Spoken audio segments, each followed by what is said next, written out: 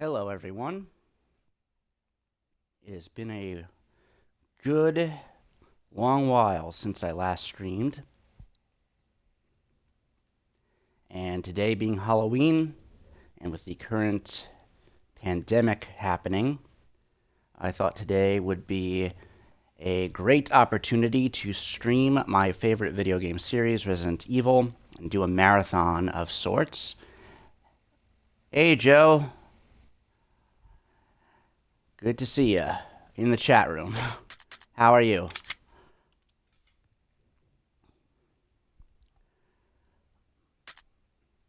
Okay, so I am going to be doing a Jill run through on hard mode to start off with, and I think what I'm going to do is I'm going to play one hard mode of Jill, and I'm going to be going for the best ending. And after that, I don't think I'm going to be playing Chris's campaign. I'm going to go to Resident Evil 2 Remake and play, I think, both campaigns, because I think it shouldn't be too bad playing both campaigns, but we'll see. Then Resident Evil 3 Remake, and then possibly Code Veronica or Resident Evil 7. So let's get started. I want to use this cleared save file.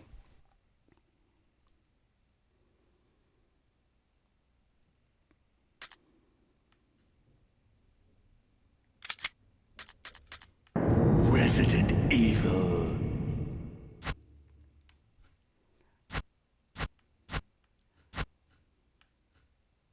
We're going to go with the classic outfit.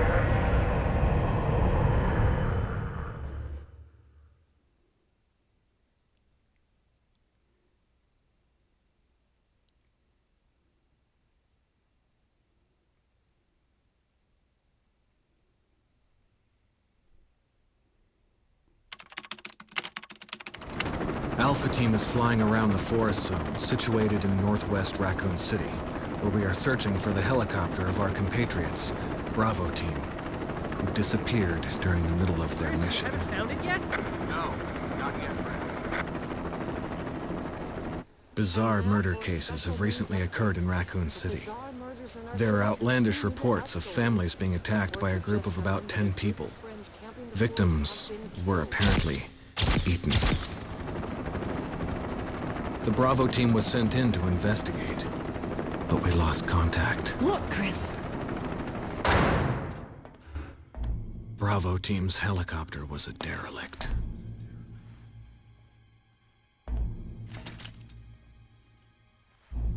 Save for the remaining body of Kevin.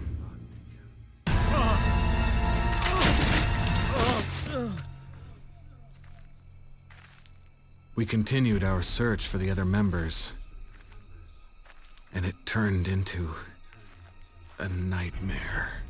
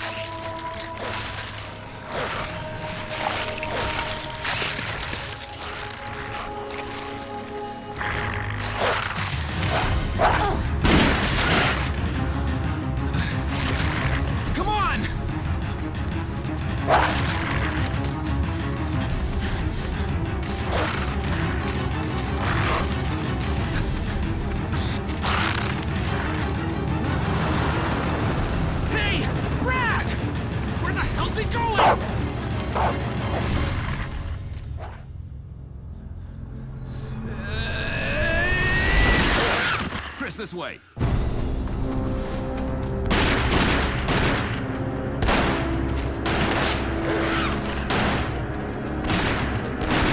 Damn it! Make for that mansion!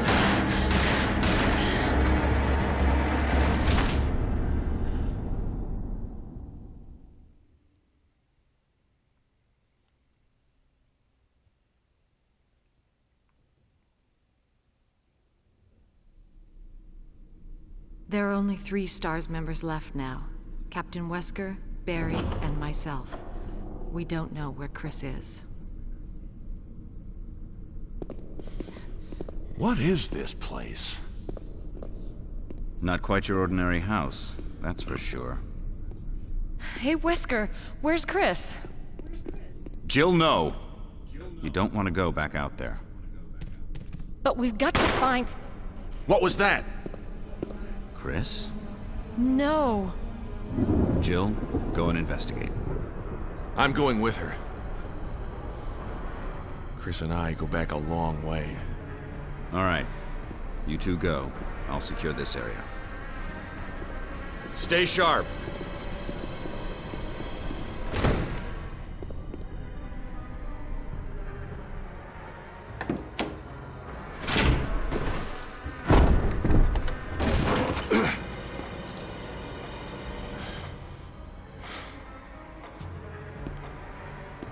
A dining room.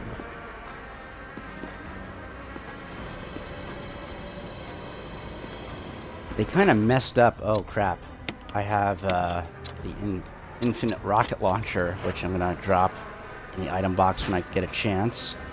They kind of messed up Jill's STARS uniform in this game. It's not supposed to be green; it's supposed to be blue, but it's green for some reason. I think you'd better take a look at this. What is it? Blood. Jill, see if you can find any other clues. I'll be examining this. Let's just hope it's not Chris's.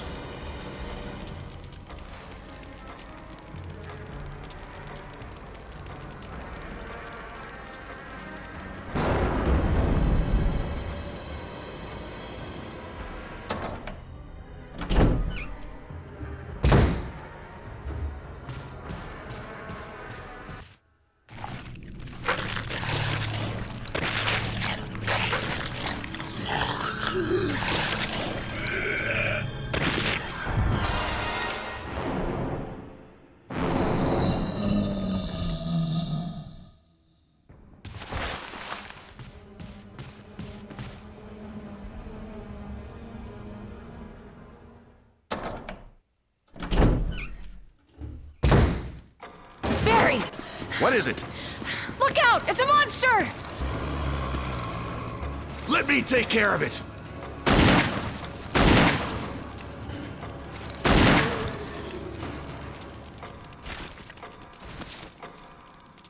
What the hell is this thing? I found Kenneth killed by this thing. Let's report this to Wesker.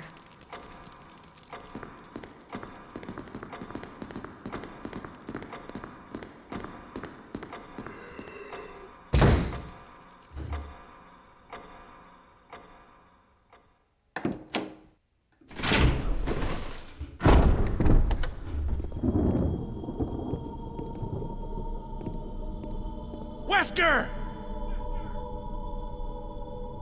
Jill, help me look for him. Let's not leave this hall. Good idea.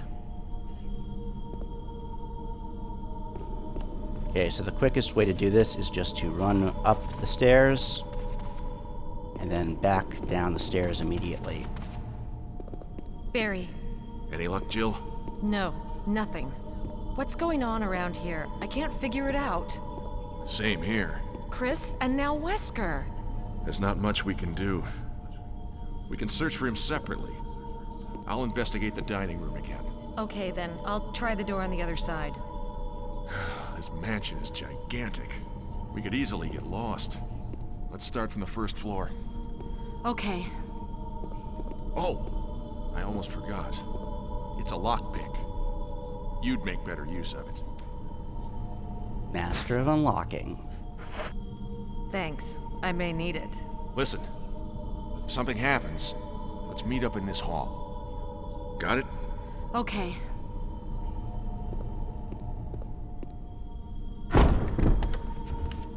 Okay, so I'm going to skip the map quest. Actually, you know what? I'm just going to get the map anyway, but I'm not going to enter the hallway where that in-game cutscene plays out because there's really no point to it.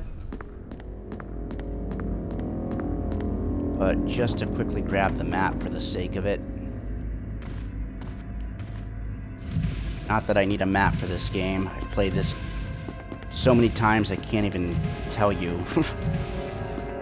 Hundreds, if not thousands of times at this point. It's my favorite game. Favorite game ever. And honestly, even though I don't have to do this, because I'm a stickler for doing certain things habitually, I'm going to push this back in the spot where it was. Which, when I do activate the zombie in this hall, is typically what I do to just box it in to make sure it doesn't wander around this area.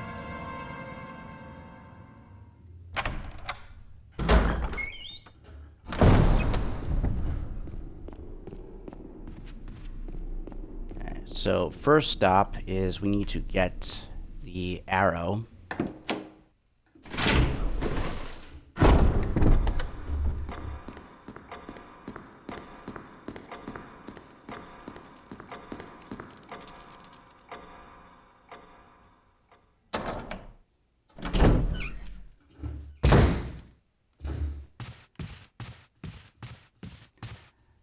Now here we can pick up Kenneth's videotape. I'm not going to do that.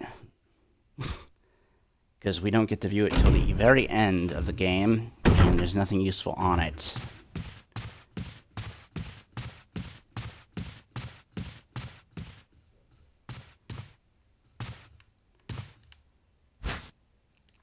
Grab the herb.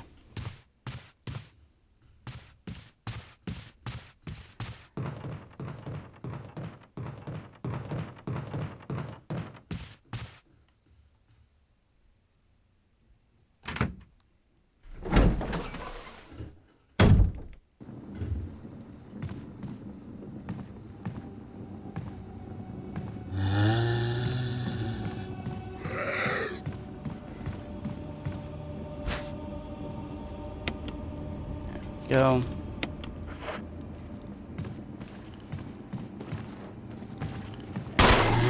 Take this guy out pretty quickly.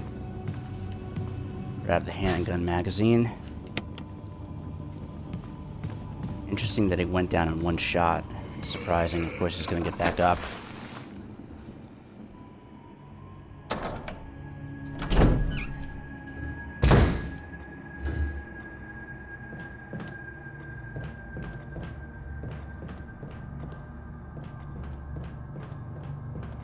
And because we are going for the good ending, we need to do this puzzle. It's not really a puzzle, but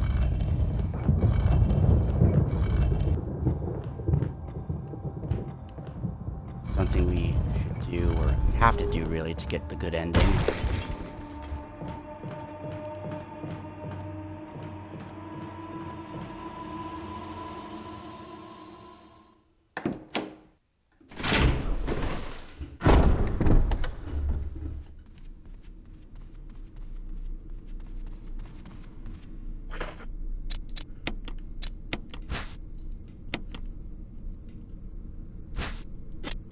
Arrowhead.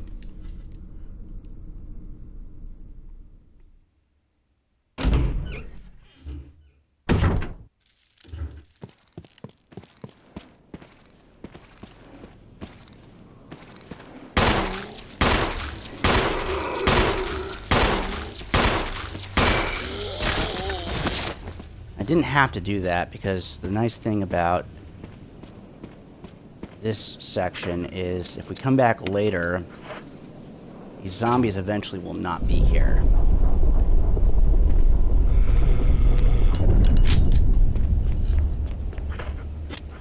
I have to be careful because I don't have a defensive item equipped.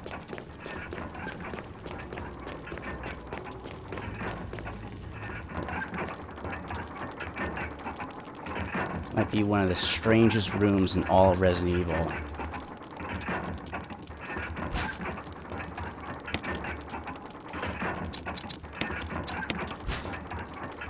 Examine it, back cover. Key.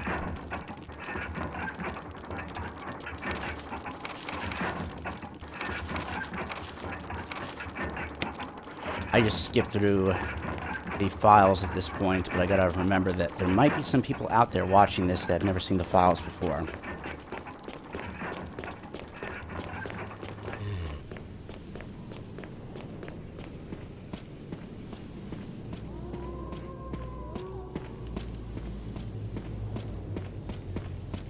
Interesting that he didn't get aggroed there.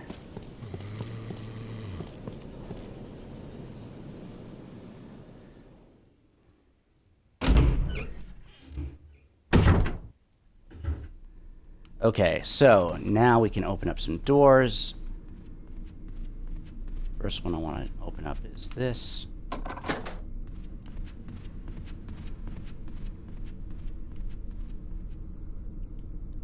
Second one is over here in this hallway.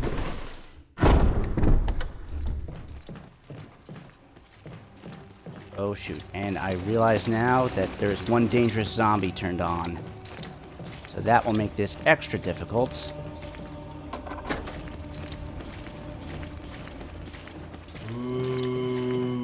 Because Kenneth can turn up in some pretty inconvenient places, I will say. There is one spot in particular where I like don't know what to do when he shows up there. There's no actually good option there. It's the room with the candlestick that you have to light, where you get part of the musical score.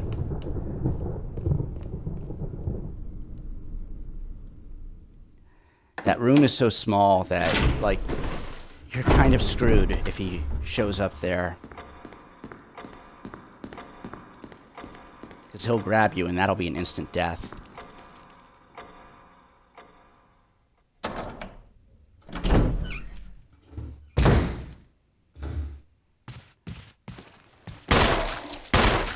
Can't tell if that's sarcasm, Joe. And I'm being serious, like I can't tell, because I have never particularly found Resident Evil to be scary. I describe it as being atmospherically foreboding, more than actually scary, if that makes sense.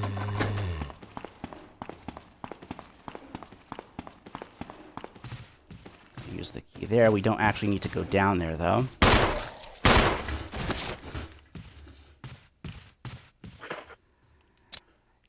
And I really shouldn't be, like, using all of these bullets on these guys, but when they're in my way and I don't have a defensive item, like I kind of have to in my view. It was as in you were being serious. Okay. Most people find it scary. I find it, like, very tense, but not necessarily, like, scary. Minus certain jump scares, of course.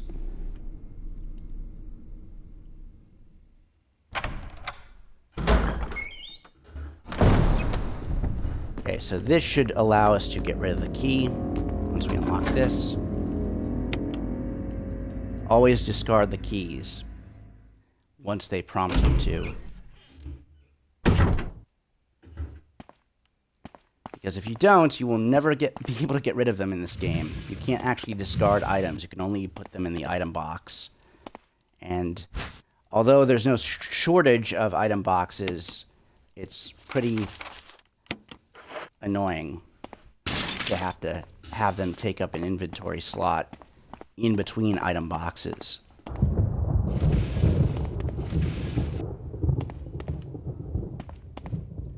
Remember if on hard mode there is a gun magazine under there. Nope.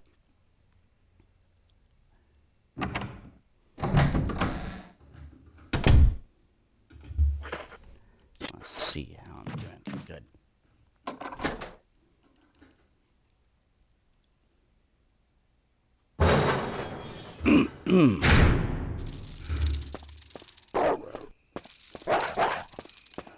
So we need this. Sorry, I couldn't get around it. I'll take the green herb just in case. This is what we need. Chemical to use on plants.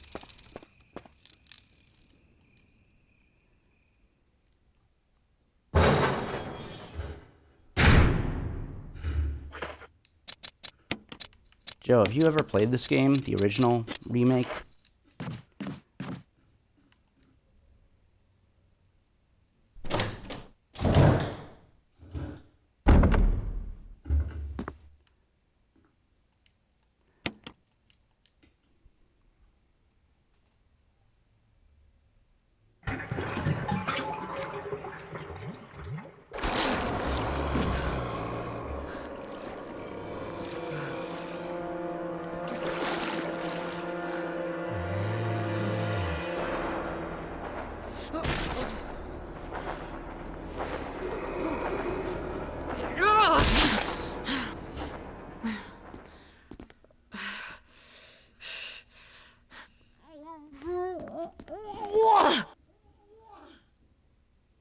Yeah. Only reason I played that out is to get this.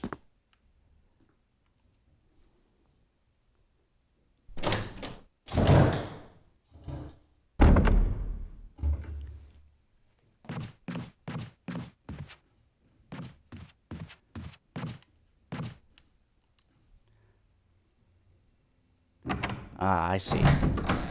Cool.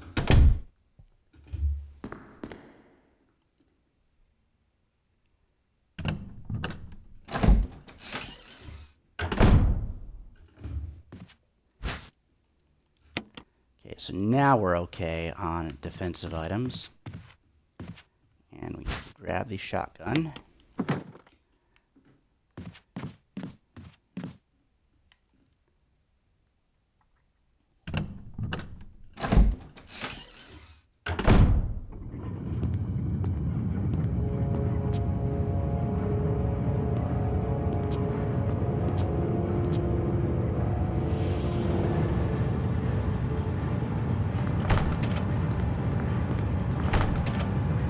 Oh God, what did I do now?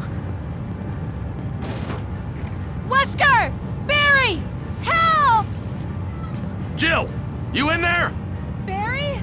Get me out of here! The door's jammed! Stand back! Grab my hand!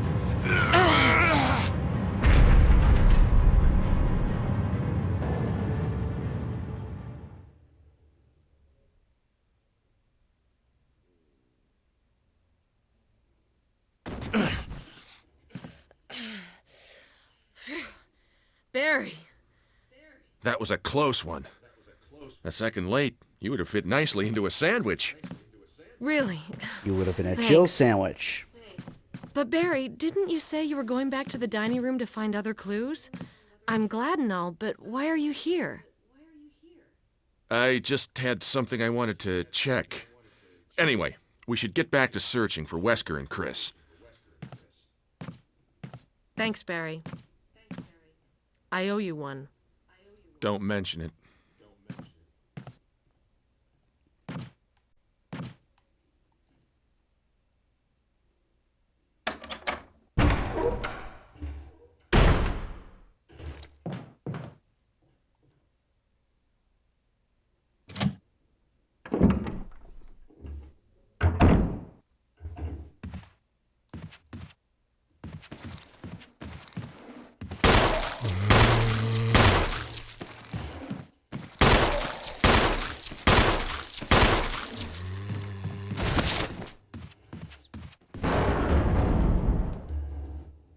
So, when I usually play this game, I will clear out this hallway of zombies completely. Strategically, that is the move that I take. Because this particular save room is very critical.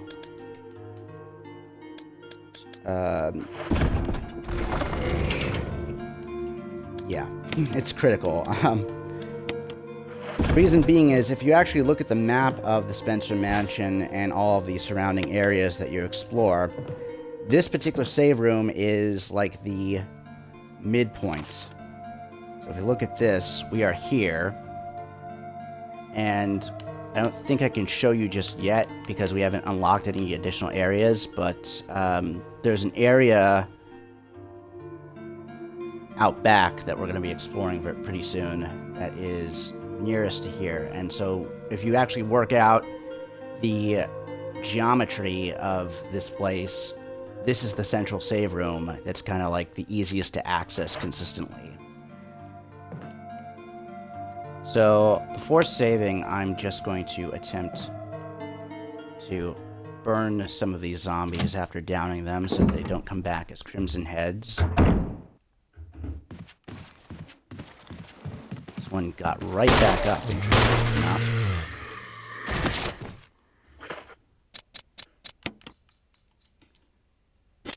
Oh, yes. My bad. Been playing more Chris lately, so...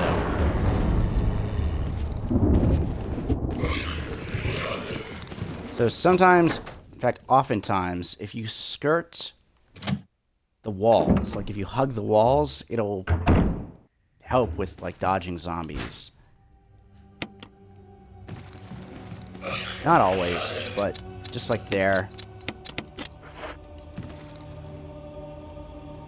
It's a pretty useful thing to do when you're trying to get around zombies and conserve ammo and health and defensive items. Take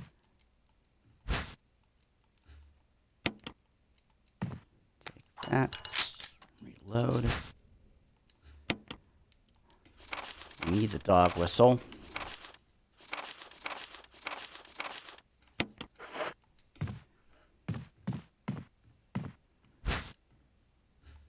And this is what we need.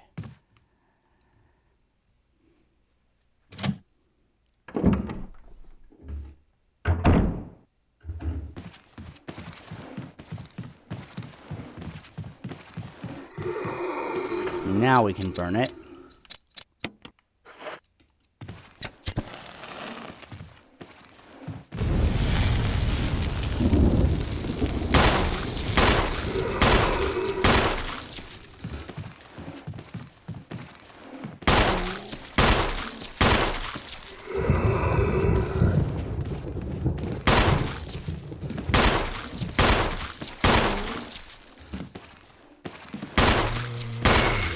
Come on, go down. There we go.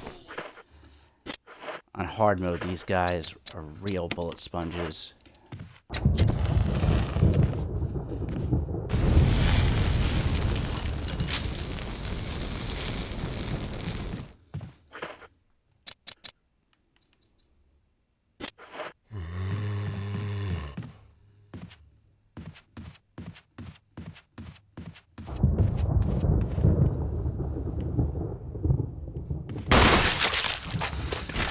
Ooh, headshot. Okay, cool. Headshots are random in this game.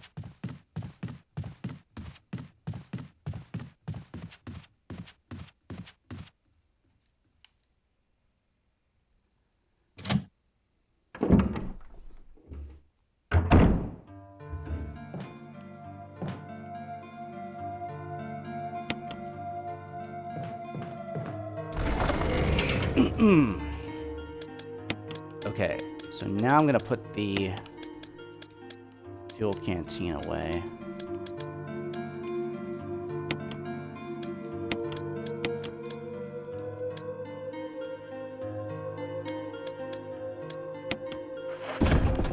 I will save.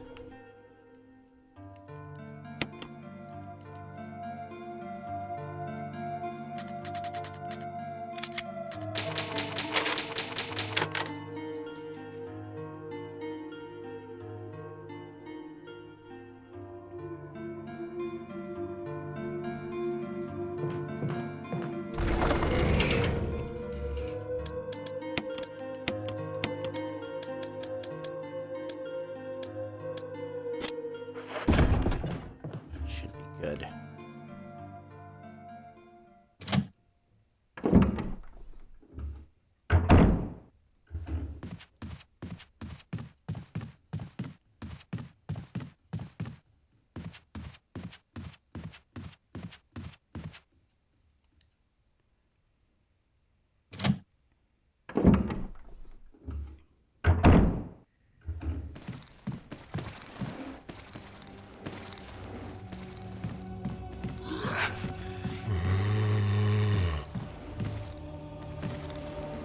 Oh, I hate this turn. Sometimes I'll get turned around when the camera angles will change. That's specifically because I'm playing on the alternate controls. Barry, Jill, got any good news? other than I'm still alive in this madhouse? No. Can't say it's much safer here either. We'd better secure our escape route first. There's gotta be a back door somewhere. All right then, let's split up again. Hey, hold on a sec. Look what I've found. What? A can of fizz. It's sure to yellow and mellow those things. It's yours. Hopefully you won't have to use it. What about you? Oh, don't worry. I like the buddy system we have here. I see. Thanks, I'll take it. See you later. Ciao.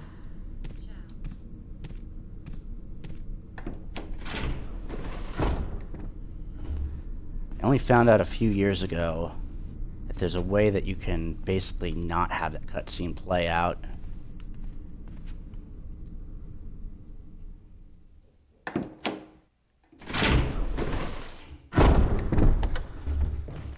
In other words, if you, hold on, I'm gonna concentrate here. Which way is it coming from? Okay, over here, good.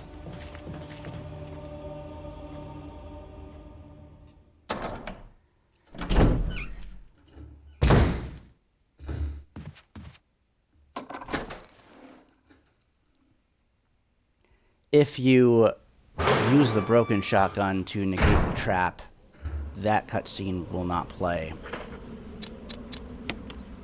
At least I think that's it. It's been a while since I last tried to do that.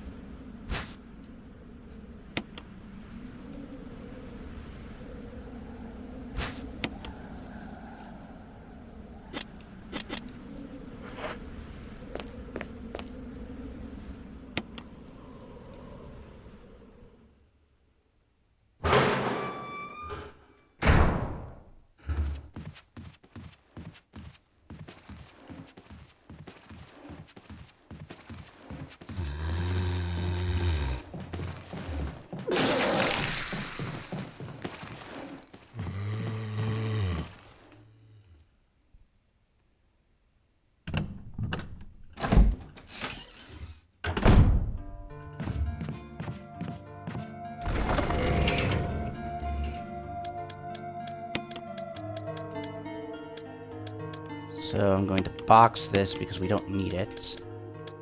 Yet, anyway.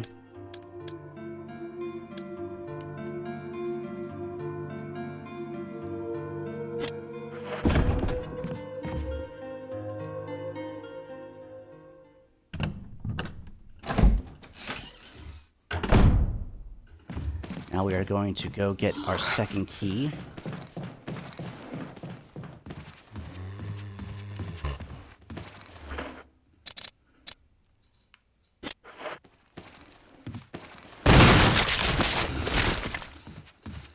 I was like, do I want to waste my handgun bullets on this guy, or do I want to try to go for a headshot with a shotgun?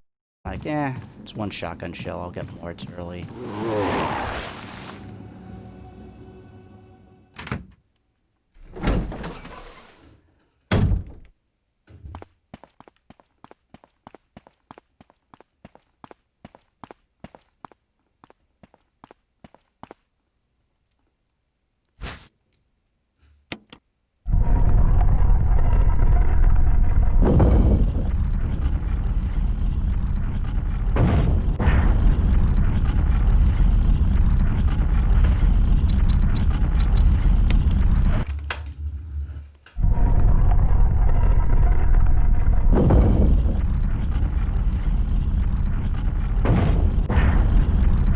It's like, there's got to be a better, more efficient way of hiding a key than this. Hiding a key and making sure nobody actually uses it.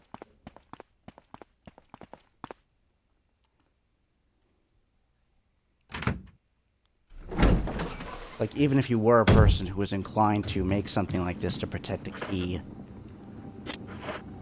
it's still a bit much.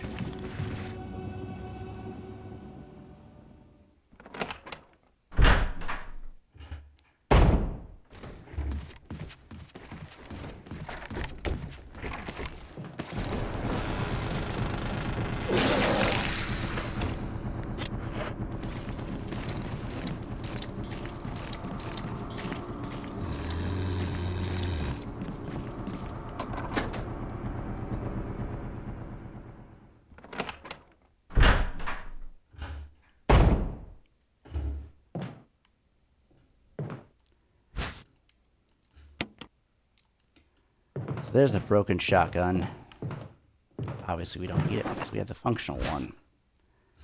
I'm going to leave the ink ribbons over here. If we need them, we can come back for them later.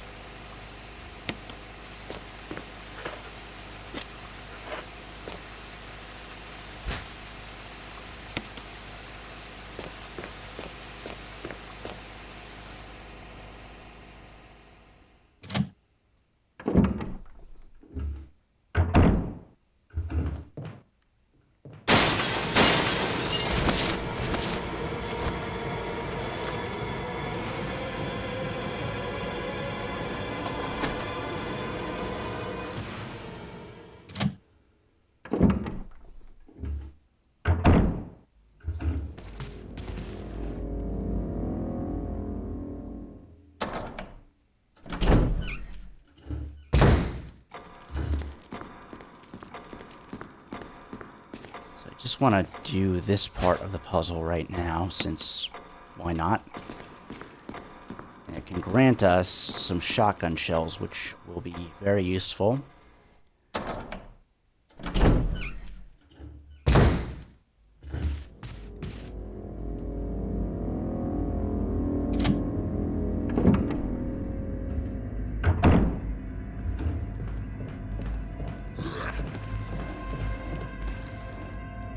Once again, skirting the wall works.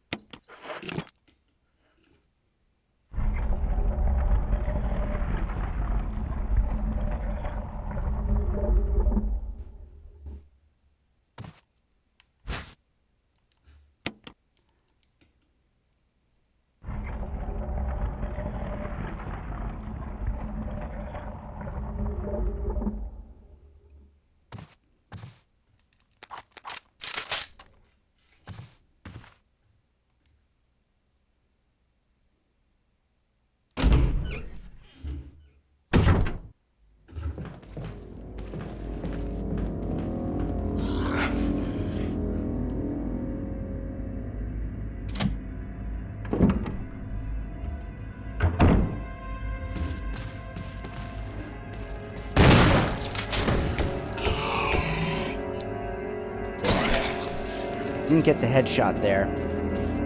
So I'm gonna use that key. I'll go through just to reset the enemies. Don't want to waste too many shells though, so I'm going to switch to my handgun. Whoops.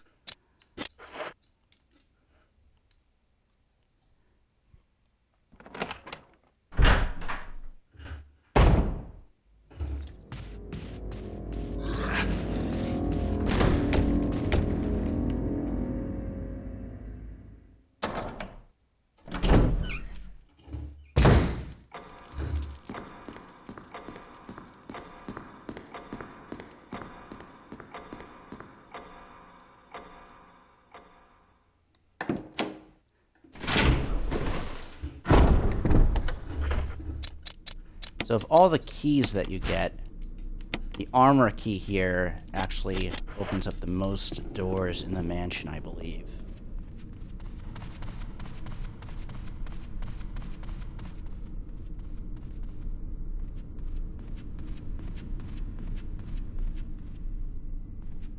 I'm actually gonna open up some of these doors first.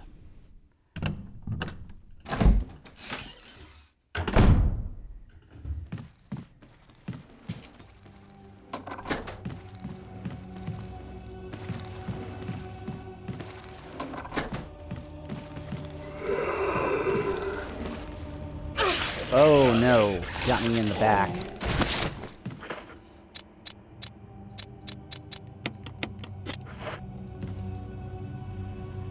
When they grab you from behind, you're pretty much unable to do anything. And on hard mode, they're pretty much just gonna take your entire health stock, or almost your entire health stock to be precise.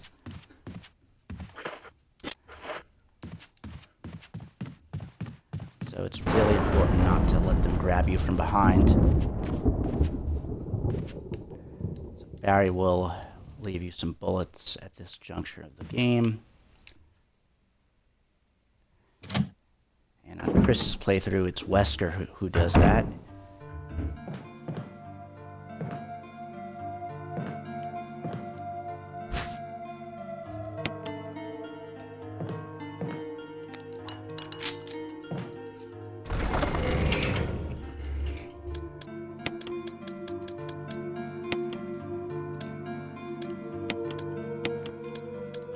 Store that and this.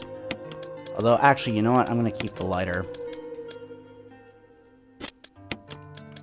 I'm also going to box the handgun ammo.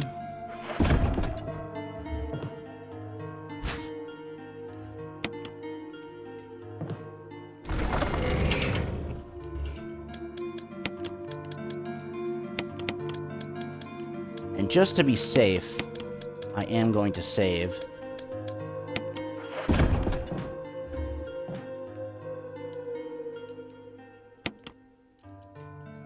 What makes me conservative about saving here is the fact that one dangerous zombie is active. If Forrest actually grabs us, that's game over. So it's best to save. And like I said, there are a couple of spots where he is very, very difficult to dodge.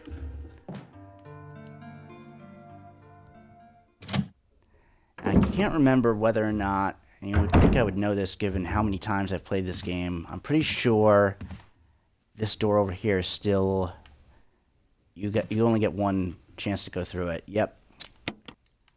So don't do that, because if you don't go through it, later on in the game, Barry or Wesker will repair it for you, depending on which campaign you're playing. But on Real Survival, that particular door is actually already fixed. Like, they throw you at least a bone with Real Survival mode.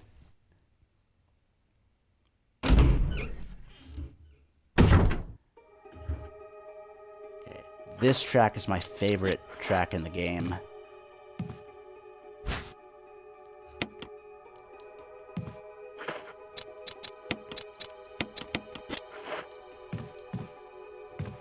Freaking love this music.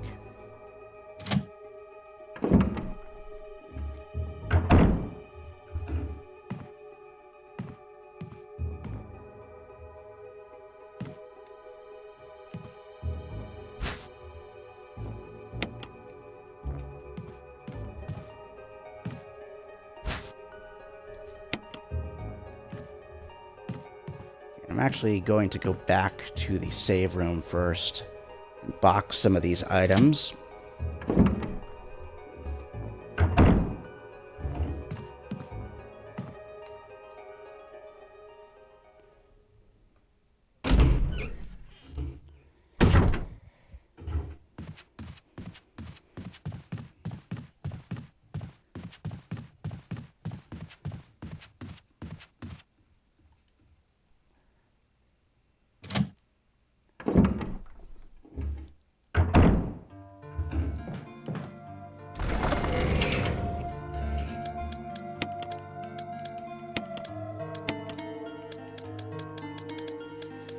Okay, and I am going to just step away for just like 2 minutes, and I'm going to leave the game and the stream running, but I'll be right back. Hang on a moment.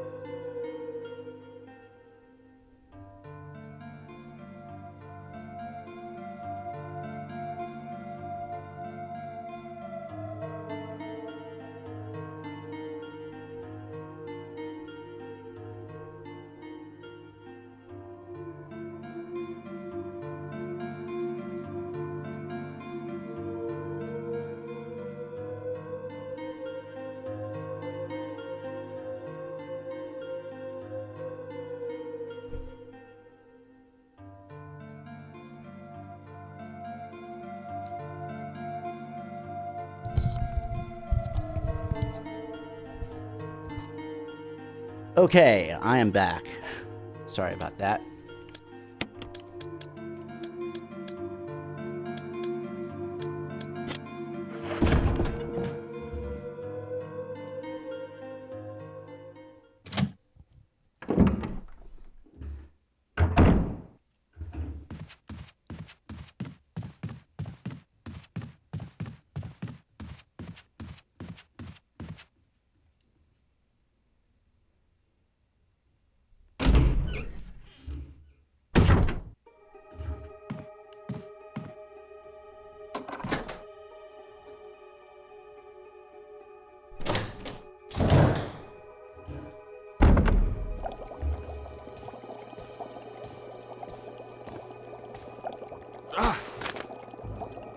Jill. Barry, I didn't mean to get you that excited. Right. Anyway, you should read this.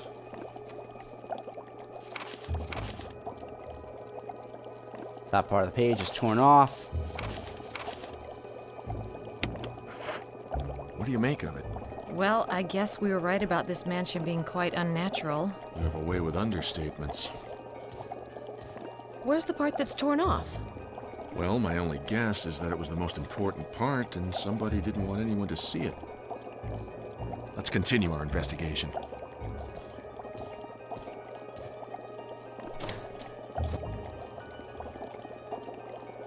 So, if you don't activate this cutscene, you can actually see the top part that's torn off, and in Chris's campaign, you can also see it, implying that it's Barry that's the one that tore off that particular piece, which it makes sense because if you actually read it, it, of course, reveals who the villain of this game actually is. A little bit about what's going on. Not that anybody who's not even remotely familiar with Resident Evil as a franchise should have any questions about who the main villain is at this point in the timeline.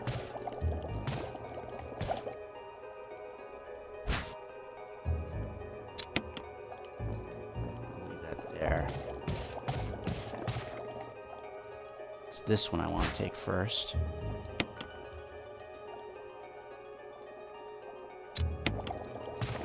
Do not press the button just yet. Whoops, meant to combine this. There we go. Now we can take this.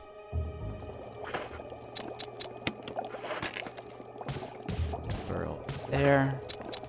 And the specimen over here.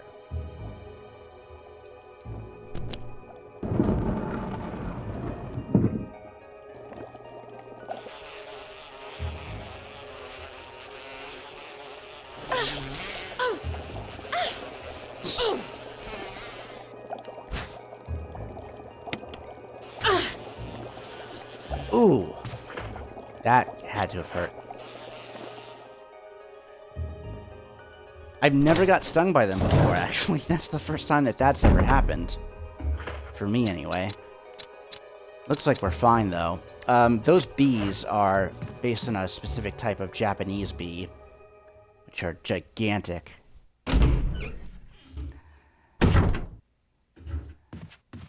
Since we're going for the good ending, it's very important that we get the Wind Crest, because otherwise the final couple of fights in this game are going to be quite challenging.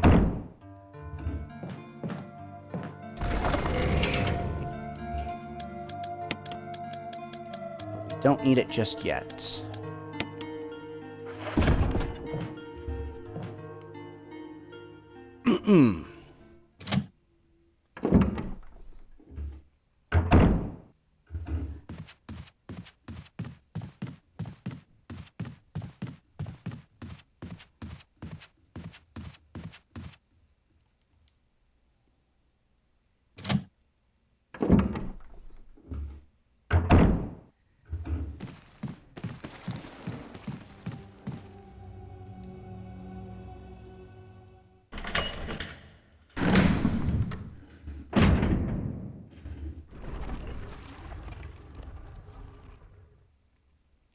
So funny thing about this puzzle, if you ask me to explain like what the logic of it is, like why is it this order? How did I figure that out?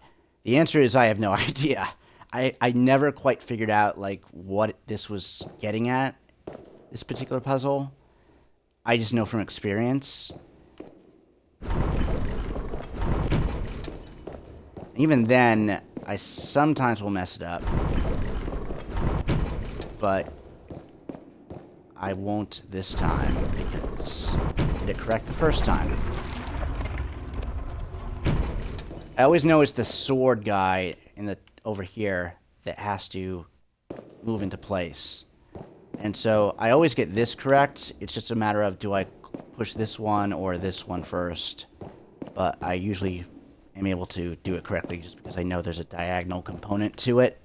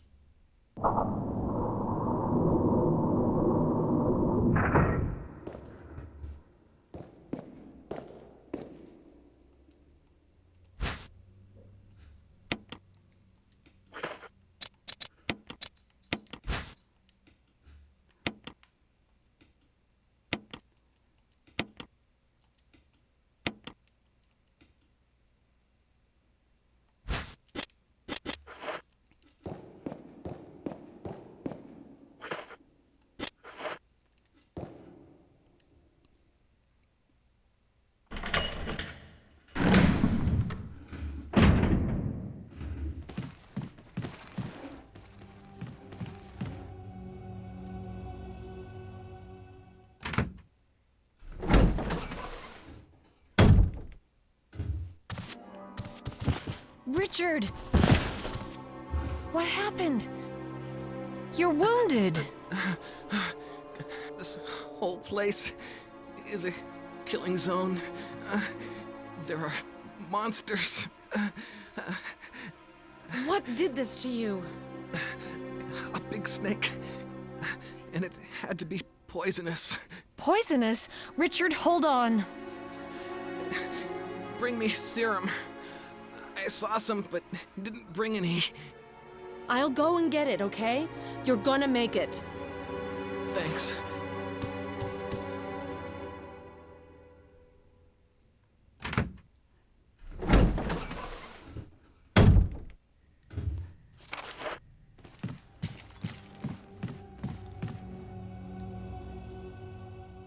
So in all the previous versions of this game that I've played, I have this on PS3, I have it, or I had it for GameCube at one point.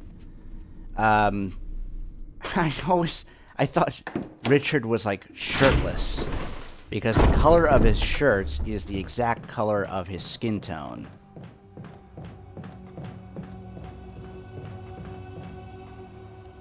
It was only when I started playing the Xbox One and PS4 versions that I'm like, oh, he's wearing a shirt. Uh-oh. So this is going to be tough. Really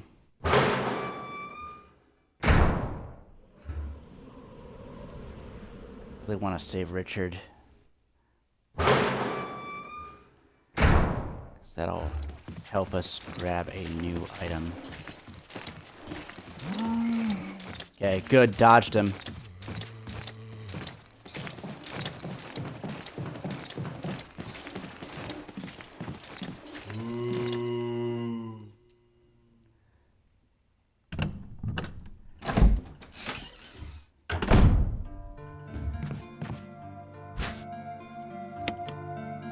So we have to do this within 5 minutes, otherwise Richard will die.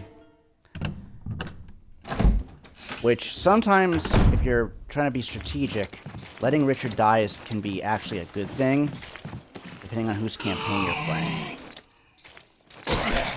That was a dumb mistake. I did not mean to do that. I'm gonna go this way instead. Even though this is slightly longer, I think it will be fine. It's not that much longer where it should be a problem.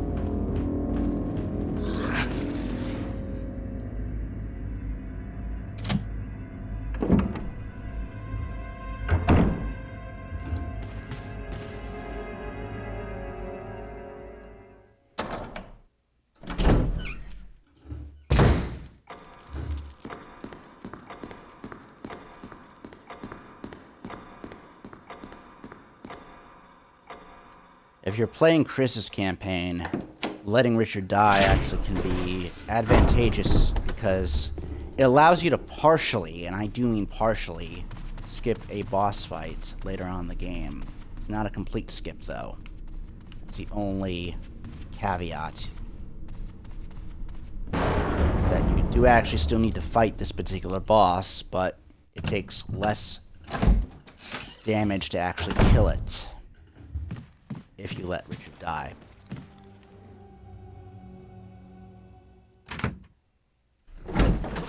But to balance that out, you also don't get a weapon from Richard. Here, Richard. I'm gonna give you a shot. Hang in there. Jill, here's my radio. Take it. Thank you for the useless gift. A broken radio. Does it ever not hurt?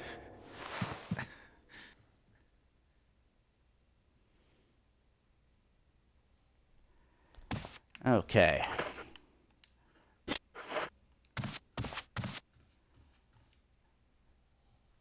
So, I am very much hoping that we don't run into our friend. Whoops. Did not mean to unequip that.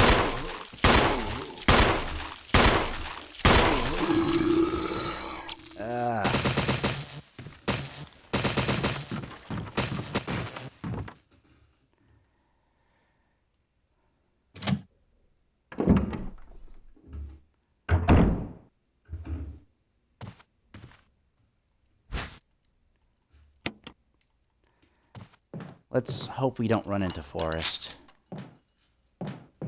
in this room of all rooms. Because if we do, this is going to be a lot harder. This could kind of screw me over. He's behind this bookcase instead of the usual zombie. Yep. Oh, God.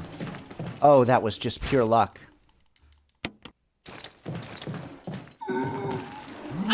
Uh-oh.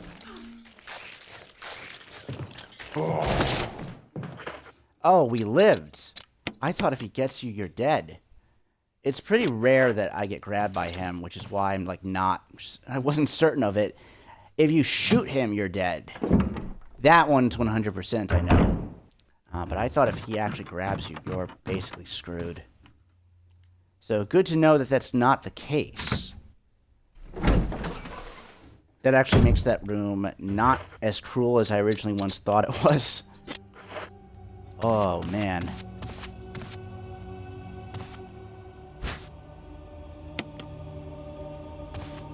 I definitely need to stop at an item box to drop a few things off. Yeah, I can't carry anything else.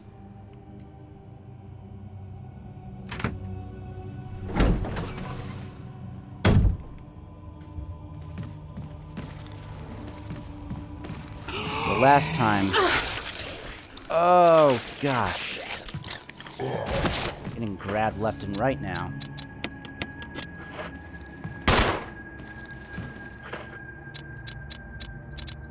Alright, I'm going to have to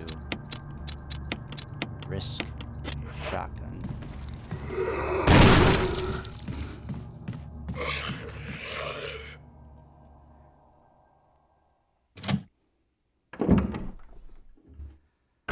Okay, that was not as skillfully executed as I wanted it to be.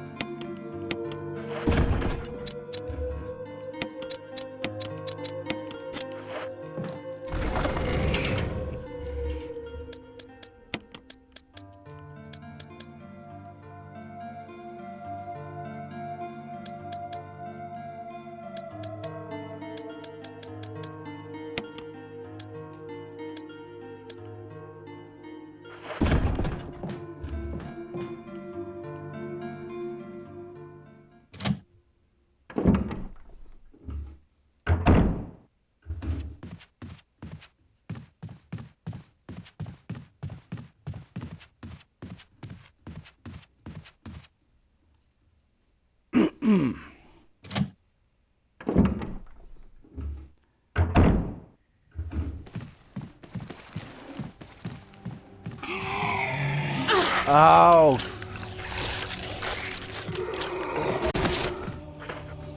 This is not going well for me at all today.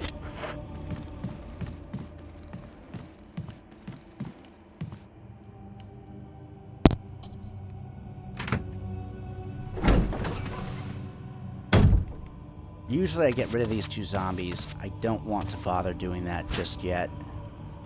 But eventually I might. I might resort to just shooting them and burning them.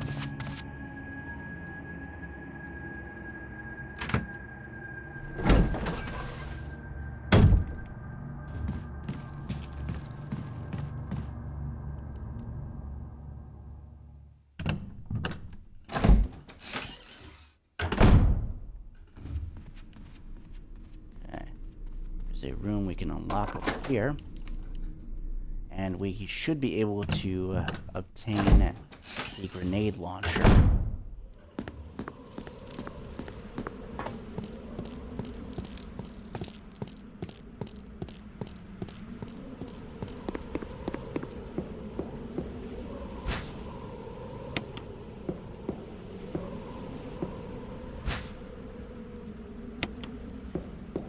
Yes, we will take the grenade launcher.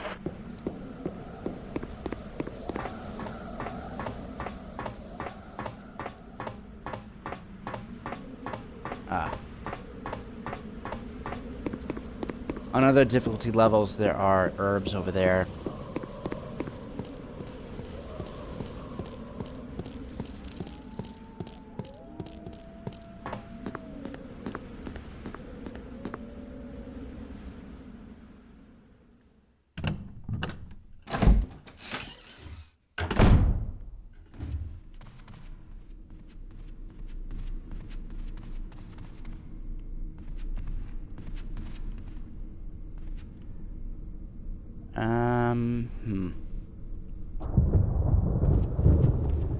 Just trying to decide where to go next. There's 2 options, essentially. I'm gonna play it the more traditional way, though.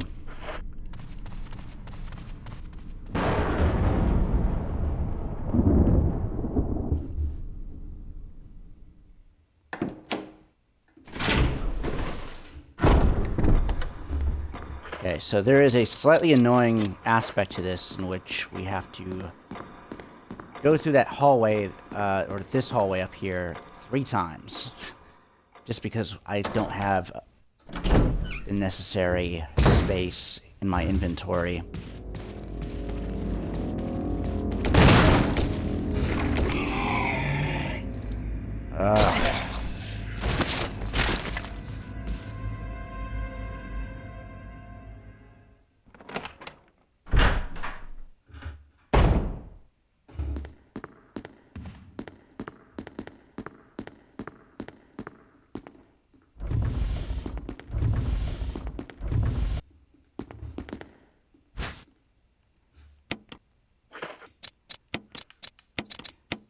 Fine. Okay, we have to come back here again, but we need another item.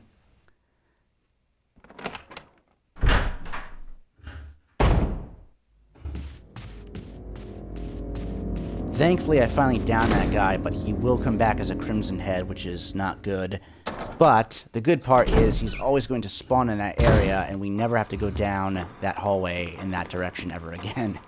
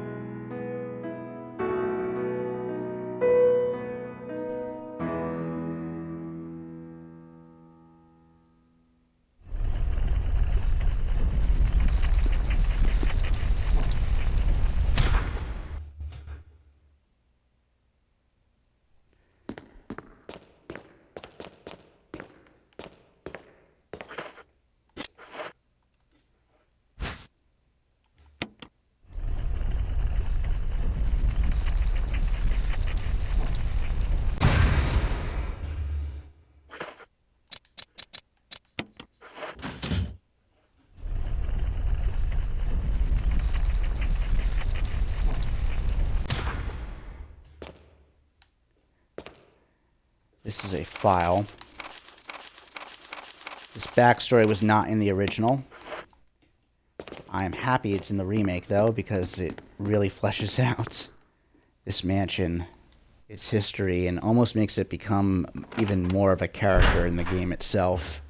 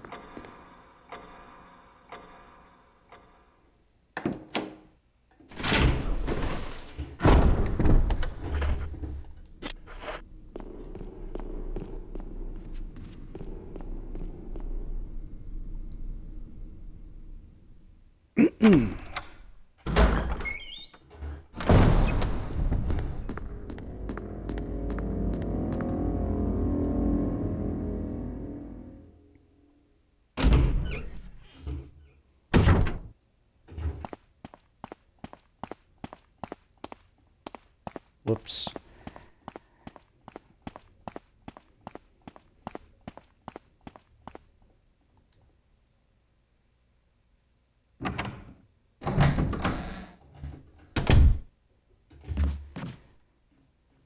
Now, I could go out here and try to get some more health, but I'm not feeling that risky, to be honest.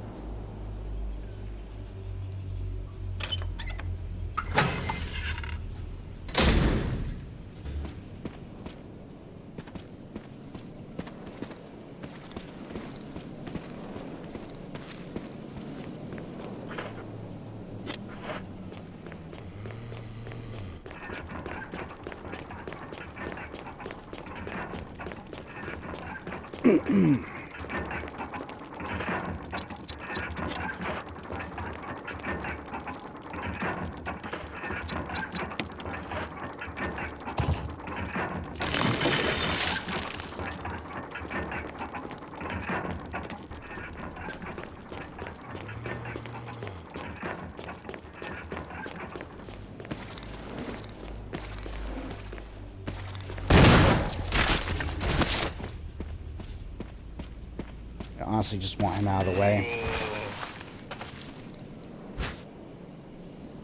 If he grabs me, I'm in trouble. That's basically game over at this health level.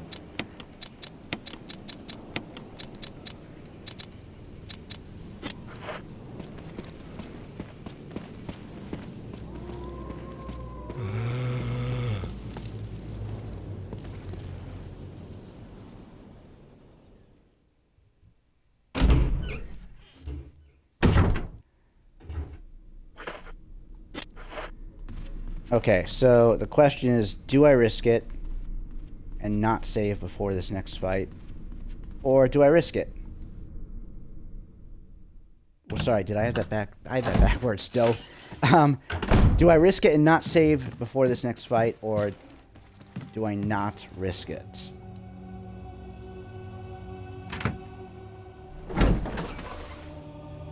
Right? I'm so discombobulated right now. Not saving before this next fight is risky. There we go. That'll do. That'll do. I think I'm gonna play it safe.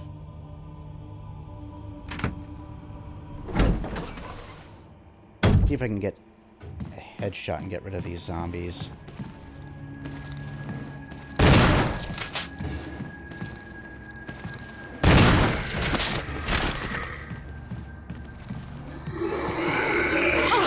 Oh no! Oh gosh, that was lucky. I did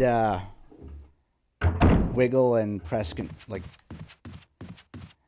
press buttons on my controller, so maybe that helped, or maybe the game just threw me a bone.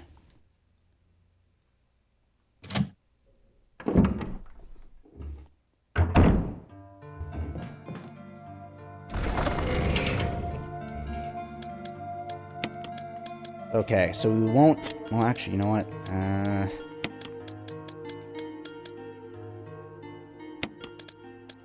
gonna box the handgun.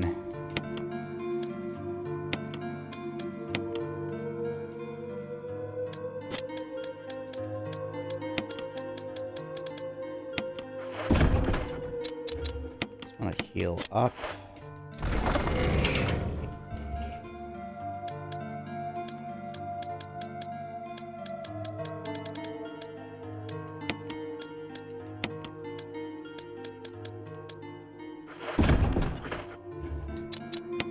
Because honestly, I just want to get rid of these zombies. They're annoying, and if I don't kill them out from this hallway, they're just gonna remain there for the rest of the game.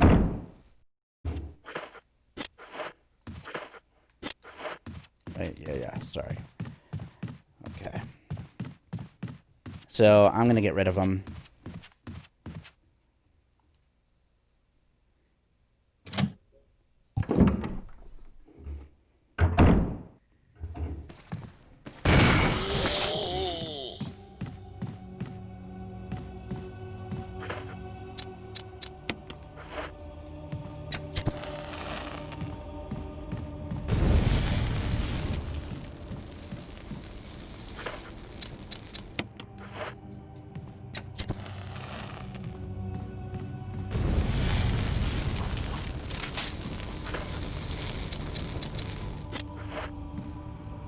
Okay, so now I will save.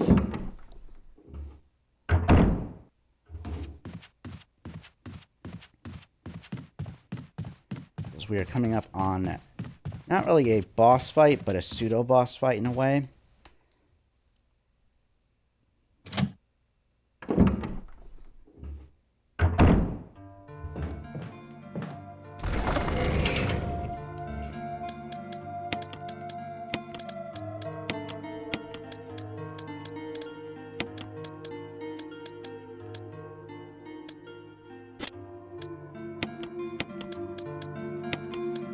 Box those. Oops.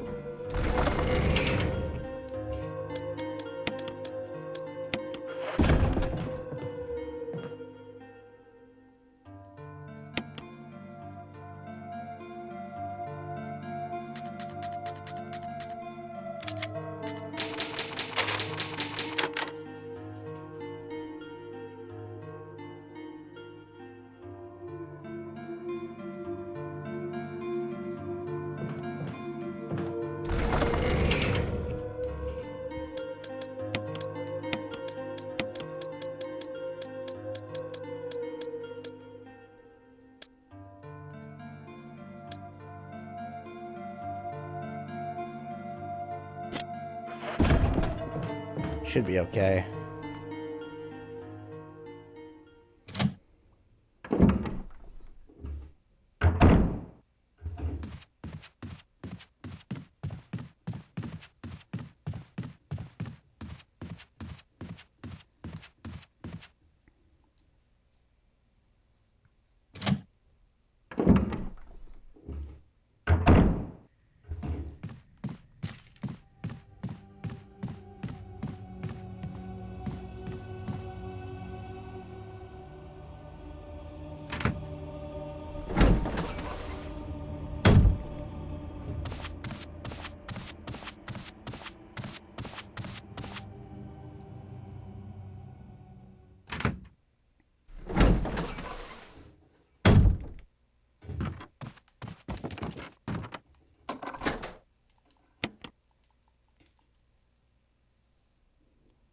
Okay.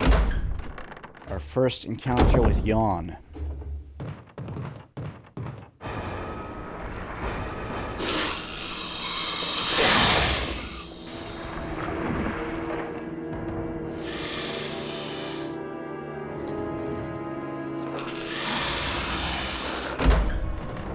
Payback time!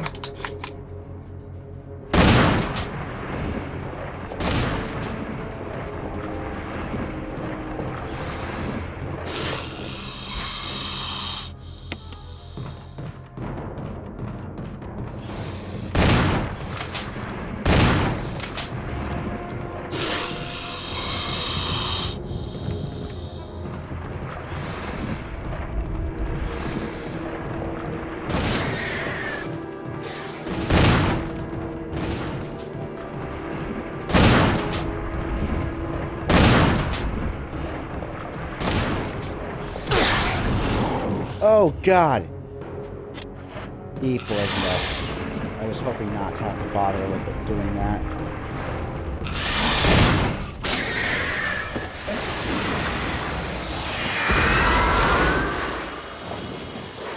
Thanks.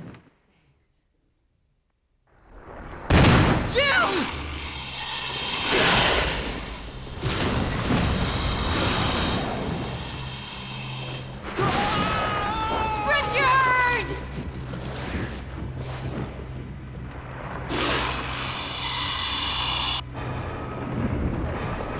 Oh, shit.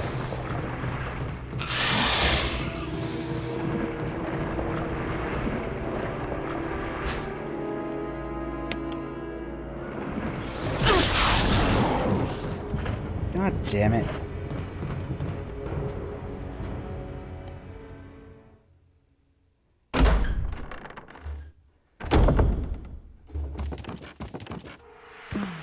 Yeah. Oh, am I poisoned? I need serum.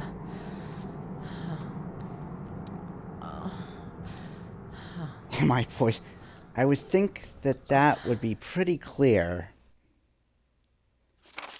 considering what has transpired.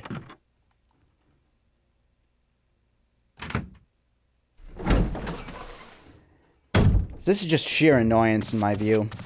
It's like, the fact that I have to bother doing this, it's like a rarity to not get poisoned, for me anyway.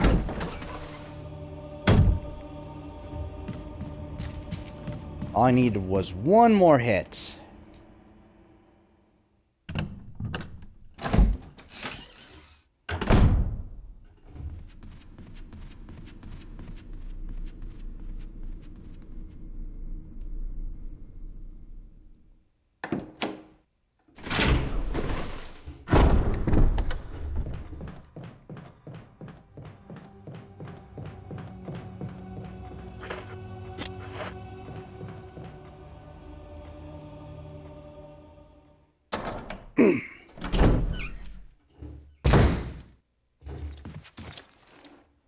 I was hoping he wouldn't be here. So here's what I'm going to do instead. I'm going to heal up outside.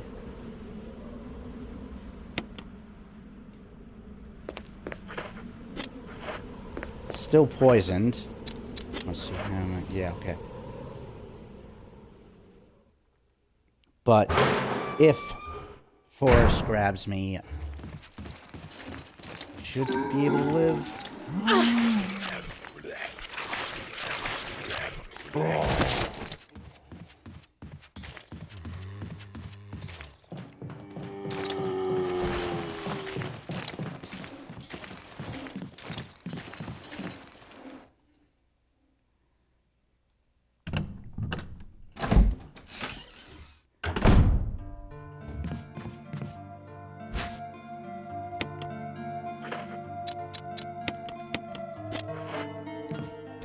Okay.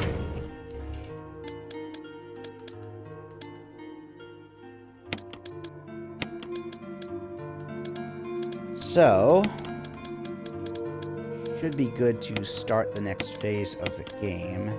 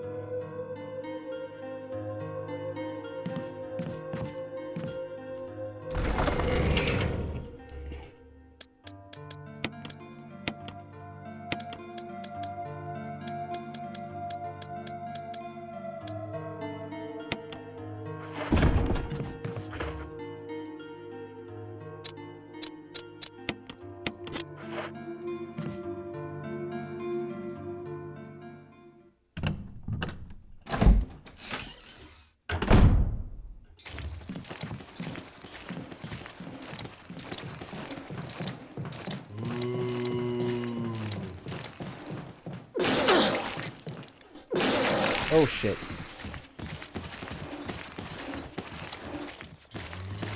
So thankfully he still vomits on stairs just like other zombies.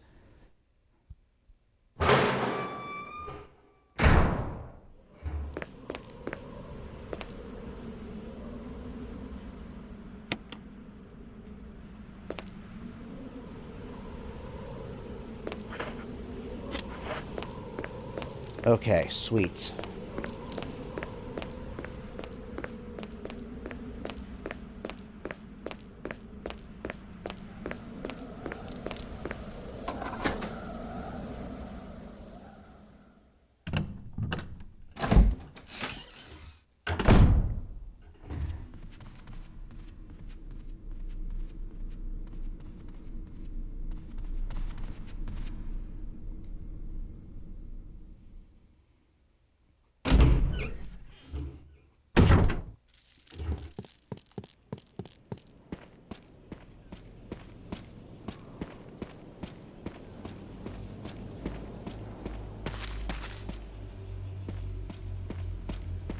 And see, now the zombies are completely gone from this area. Once you're ready to enter this area and complete this section, they completely disappear.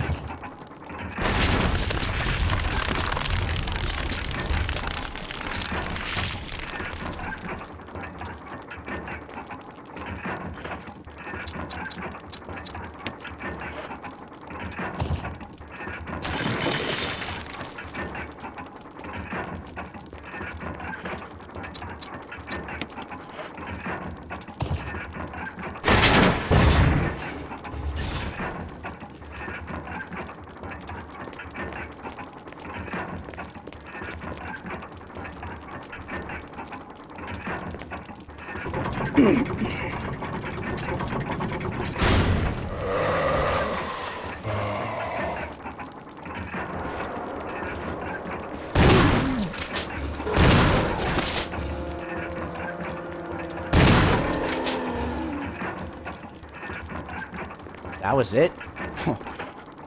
That's the fastest I've killed him in quite a long time.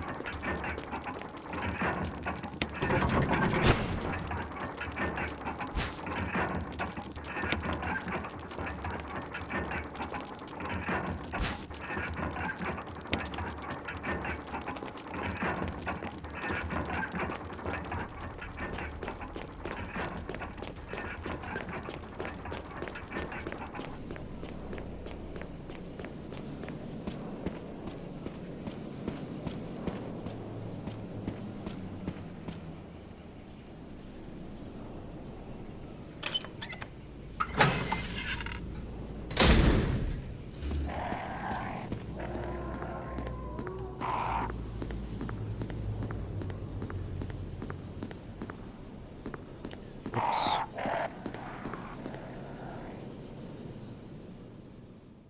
Okay, so hopefully Forrest is not in this hallway. But someone tells me he is. Yep.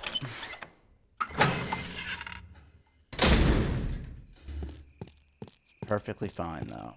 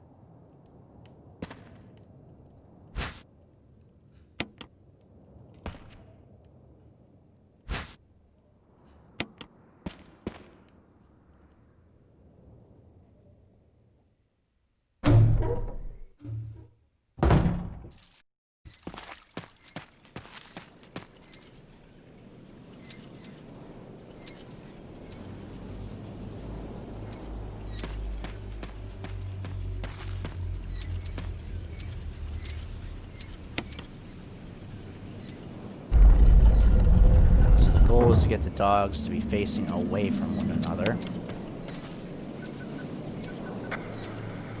Somebody respond! Over! Barry?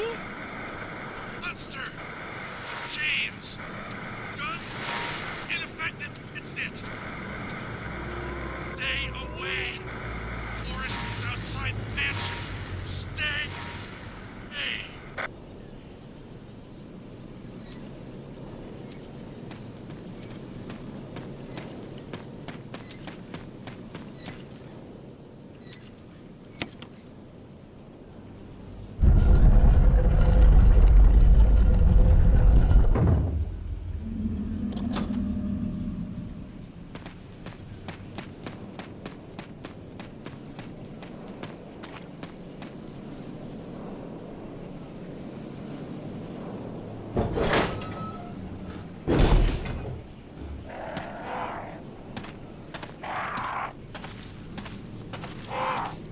Gotta make sure you walk, otherwise you will aggro the crows.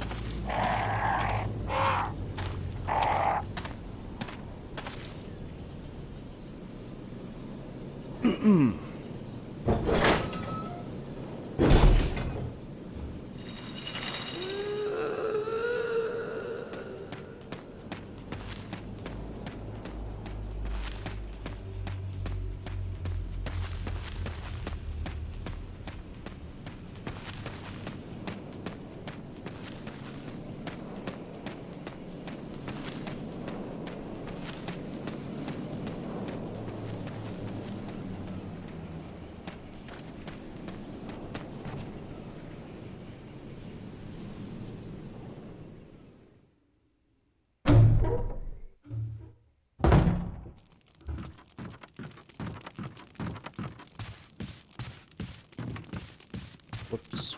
Turn it around again.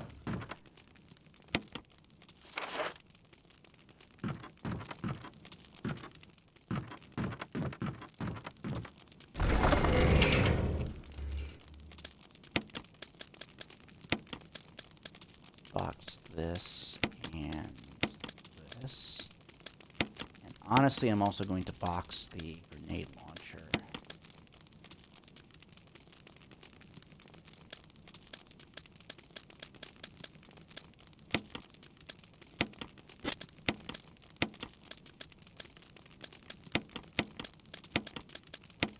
Need the one first. Whoops.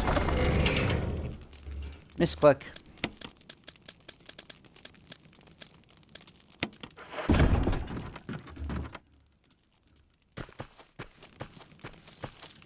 And this we need to proceed.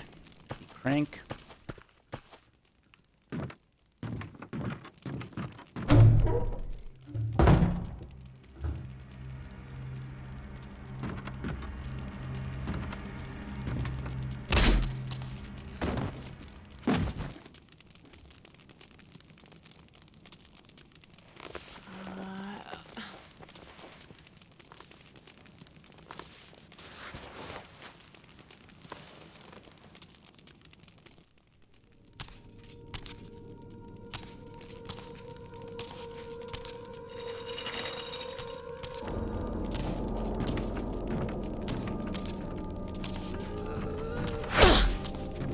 Oh, that's a new swing. I've never seen her, like, swing all the way across her body like that. See, despite playing this game countless times, I'm still seeing things for the first time. Certain things for the first time. It's interesting. There's just layers of depth to this game.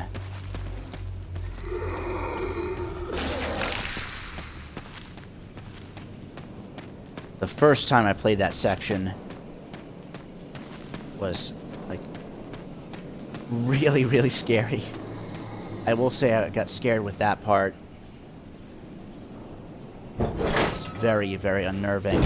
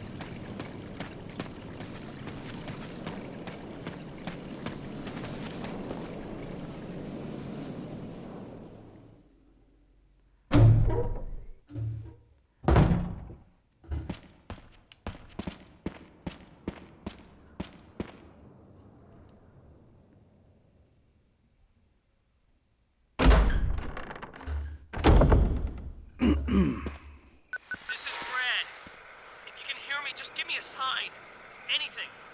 Jill to Brad, can you hear me? Shit, it's broken.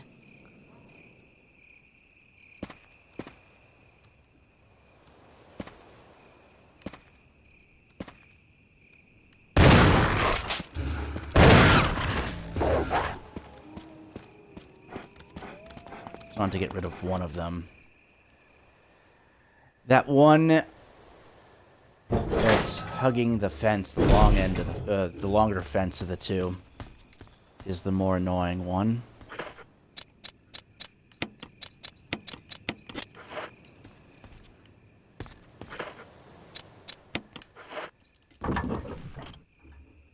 Honestly, they're not too bad, but with the way that this has been going so far, better safe than sorry.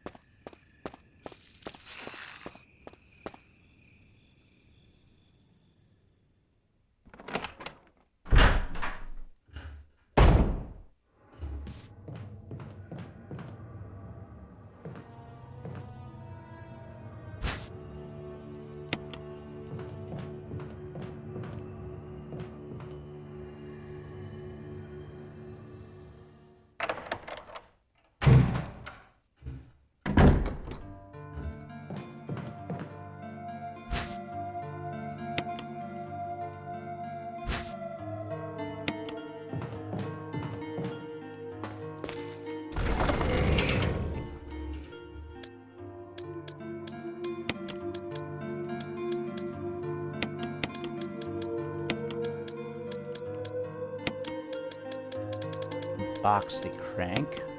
Won't need it for a bit.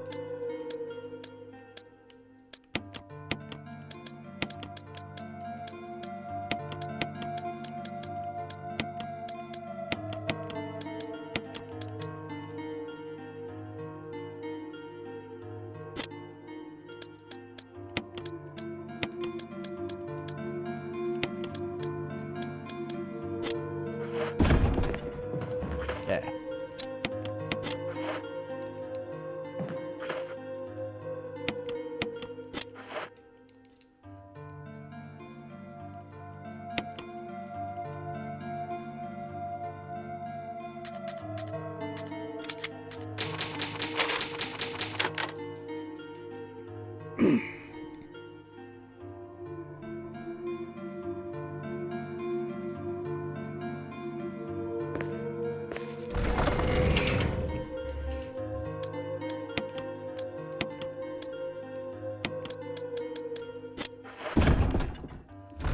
Oh, wait. We do need one more thing from here. We need the lighter.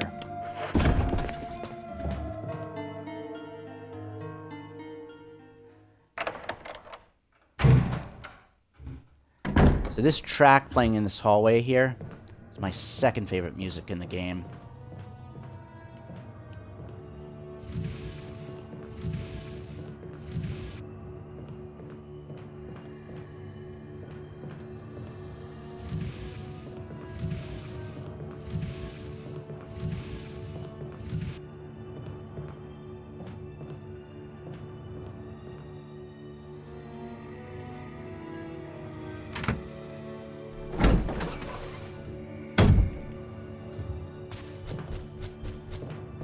you're an arachnophobe, close your eyes.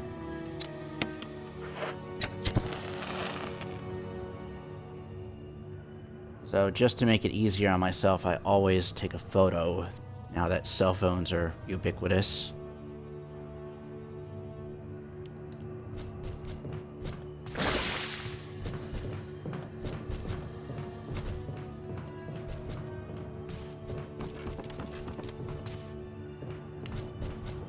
So we do need the red book. Whoops, getting turned around again.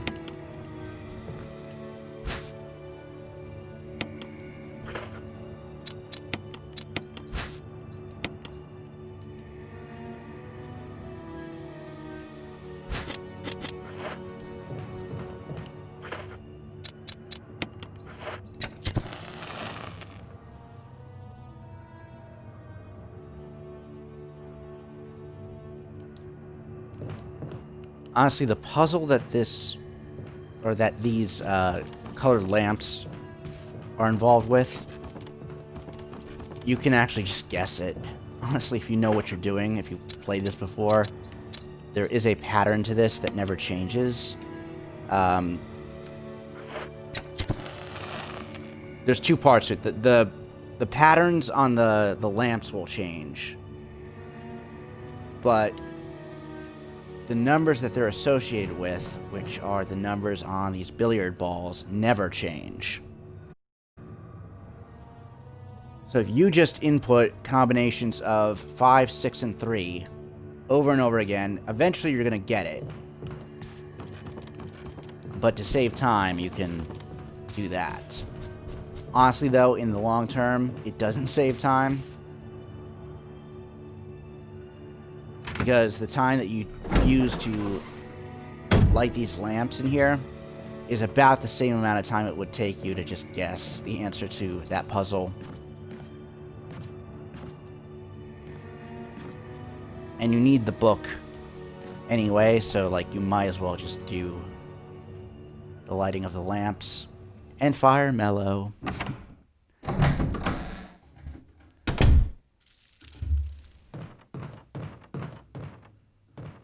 Cabinescence timely hello. Okay, so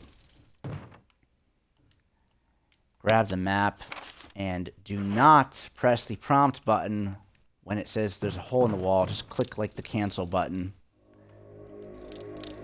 No, that wasn't part of our deal. But it's not necessary to destroy stars.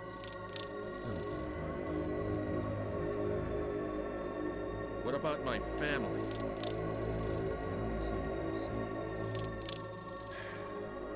If I play my cards right.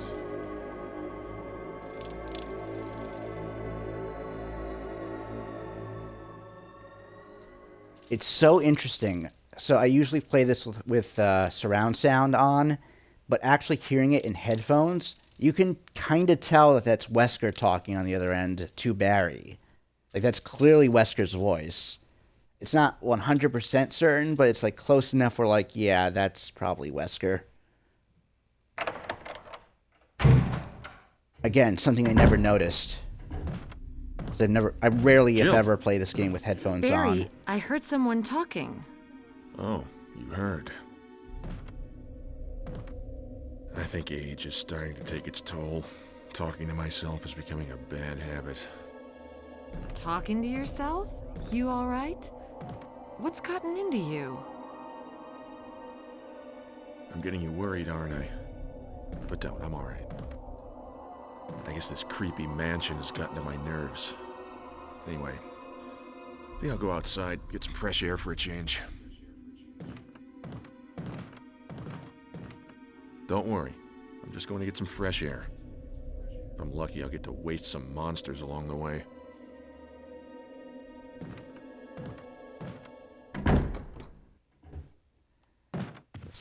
Lip sync there at the end was kind of odd.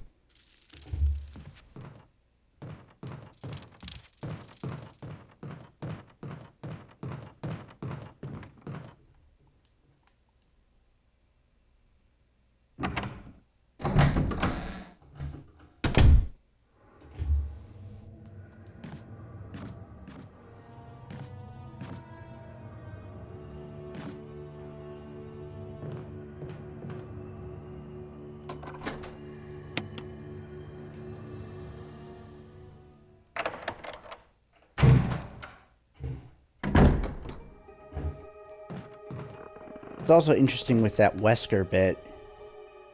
Hearing it in my headphones, you can hear what he says. When Barry says, "What about my family?" Wesker responds, "I'll ensure their safety."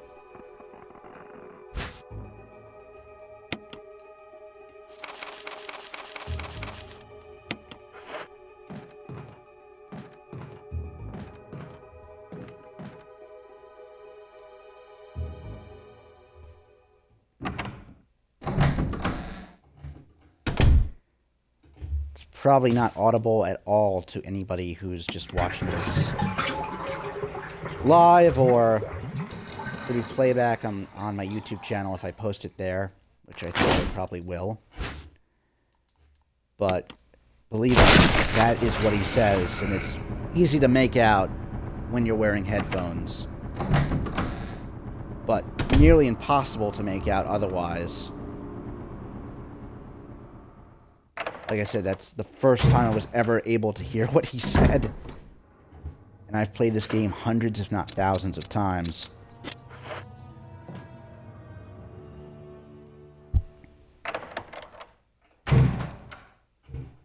Thousands is probably overshooting it. It's hundreds, though.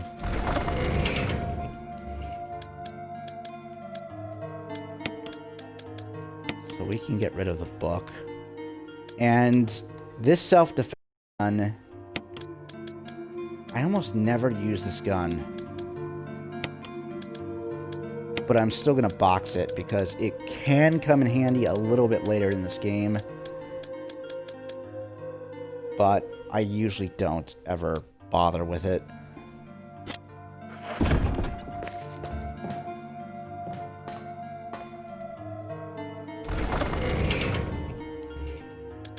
I'm actually going to do is I'm actually going to box the mixed herbs, excuse me. I'm going to save that in events where I think it's likely / possible I could get poisoned again. Which there aren't many situations where that is true. The only things that can poison you from this point on are the snakes, not yawn, but regular snakes, and spiders.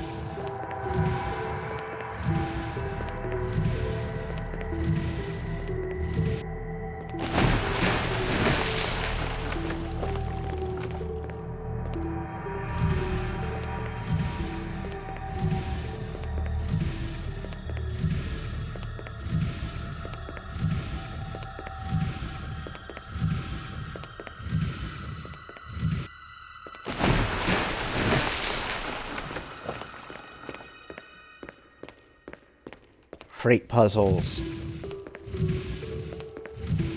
Crate puzzles have been were mainstays, excuse me, in the series up until Resident Evil 5, I believe, was the first one that didn't have any kind of crate-based puzzle. Technically, you could say that 4 didn't either. I mean, 4 had crates that you had to form, you had to use to form a bridge of sorts. But it wasn't really like this. I believe 5 was actually the first one that didn't have a crate puzzle in it. I don't think that crate puzzles have returned in any capacity since then.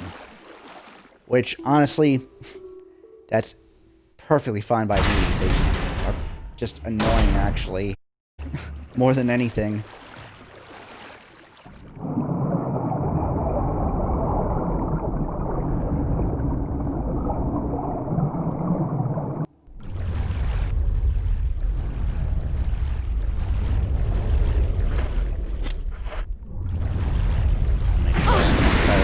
I have a hit. Fuck.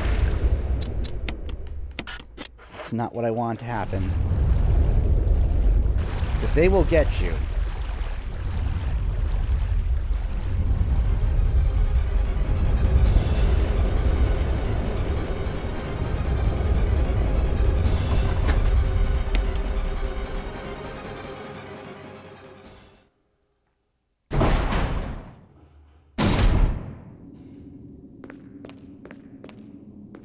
It's like, what terrifying animal can we put into the game this time?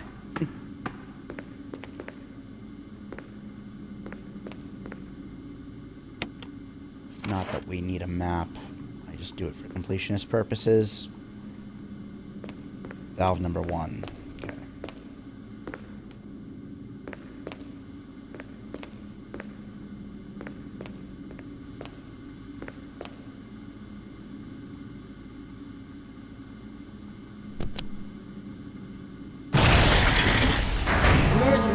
Emergency. Unknown source of pressure detected.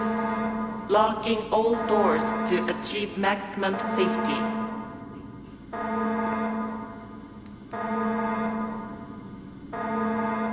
Alright, the safety first.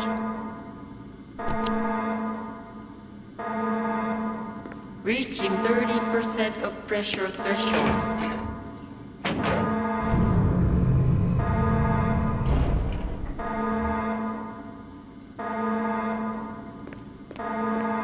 Reaching 50% of pressure threshold. Activate emergency drainage system immediately. Joe, can you tell what kind of accent that is? I've never been able to quite pin it down. It sounds either Asian or Latino or slash Latina.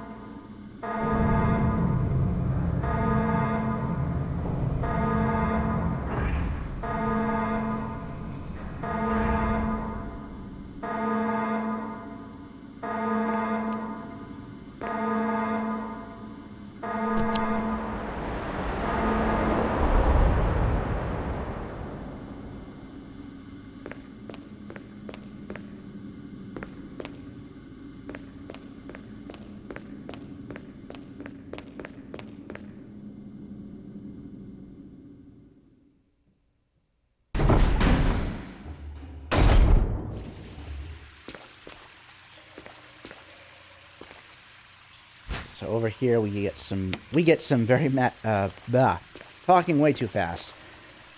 We get some very valuable Magnum rounds. One of the only places in the game that will give us Magnum rounds on this difficulty level.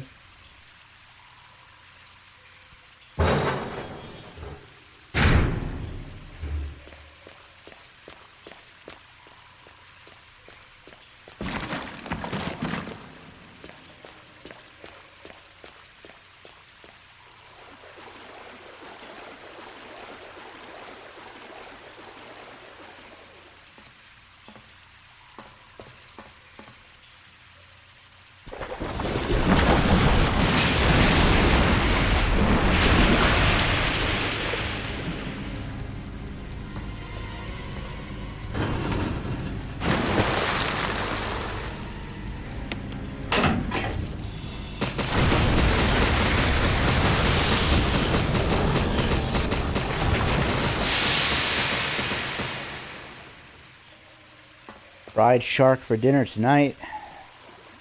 There is actually a way to kill Neptune without having to fry him. It can be very quick, but you can do it and grab the key at the same time.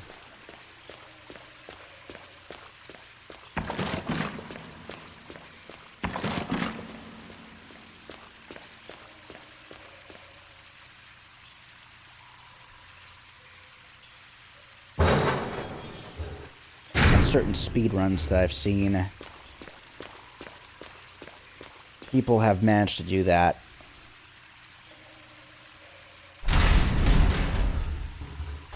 Just avoid Neptune altogether.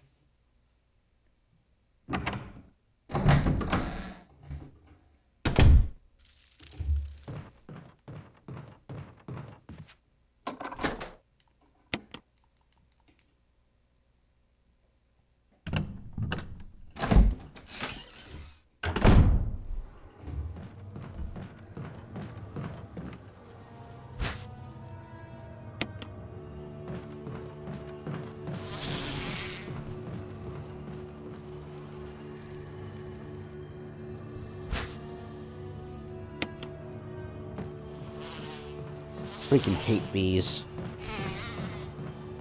Like, I would be just so paralyzed with fear if this were me in real life. You're like, are you crazy? I'm not going anywhere near those things.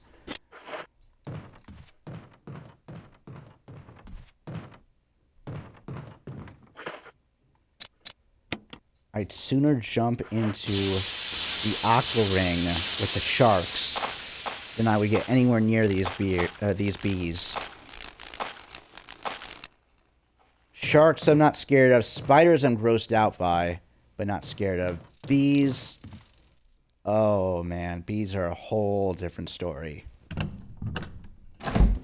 Even snakes aren't that bad for me. Depending on the size, of course, but...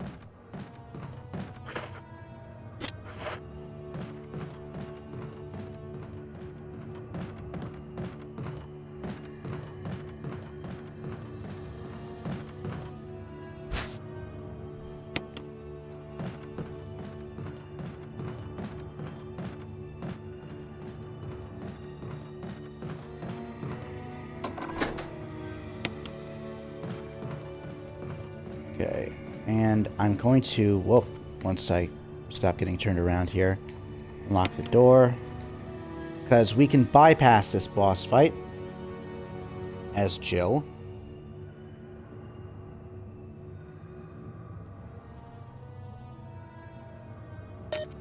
So this should be 6.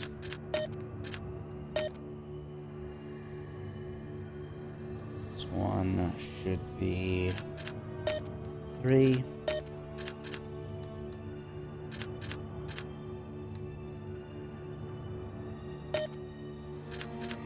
Oh, I messed this up already. Hold up. 6, 3, 5. Did I get that wrong?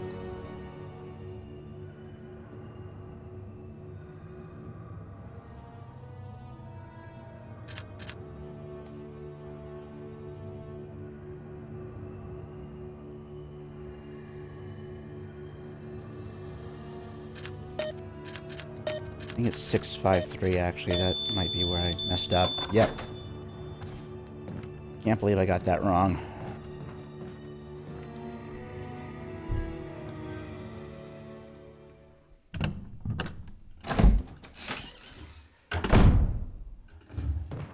Problem is, it'll say, like, it's orange, but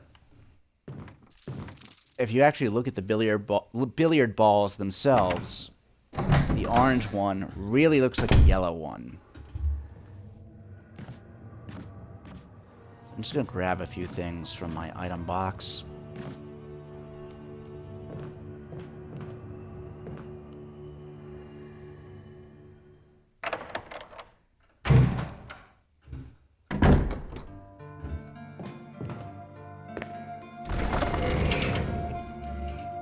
I know what you're thinking, like how, like it's 3 colors, not one of them is yellow, so how'd you get it mixed up? Well, in the photo that I took, in the screenshot, there is a yellow, like there is an orange one, or one that looks like, it's possible to get the colors mixed up, I will say. The red kind of looks like orange. The orange kind of looks like yellow. It's that kind of thing.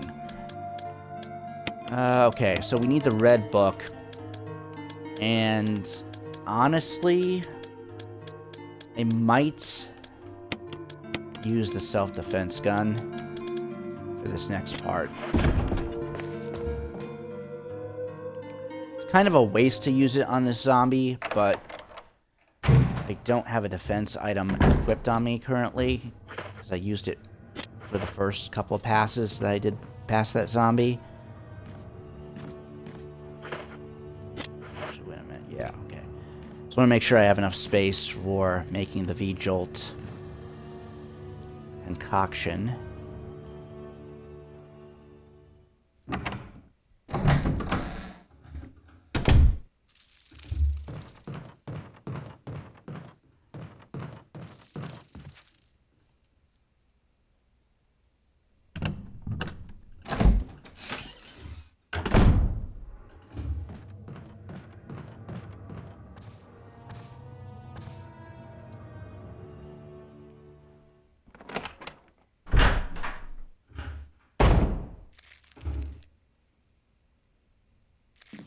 Okay. So we only need 3 of these empty bottles to do what we need to do.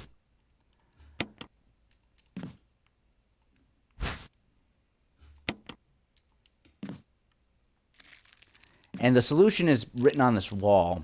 If you just like stand next to it, you'll get the prompt. So first we need to fill one up with water, which is 1. So we need to take the UMB number 3, combine that to make 4. Yellow number 6, we're going to take some of that. Combine that to make UMB 10. And next we need some water.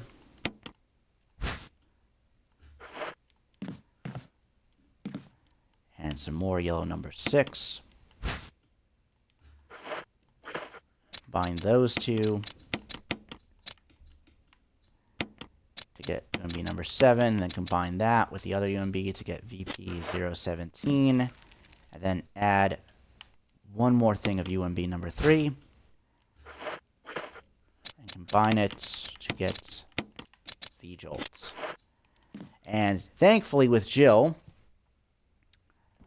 V-Jolt will allow Jill in particular to skip this entire boss fight.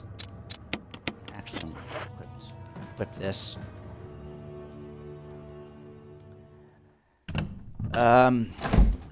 Yeah, with Chris, if you can trigger...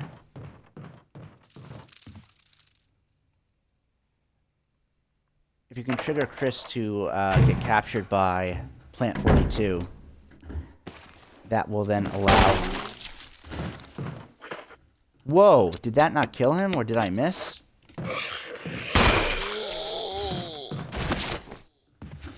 That shouldn't be possible. Maybe I missed. If you can trigger Plant 42 to capture Chris, you'll then take control of Rebecca. Rebecca will make the V-Jolt. But it doesn't allow Chris to skip the boss fight altogether. He still has to fight it. It'll just get Plant 42 down to 50% health.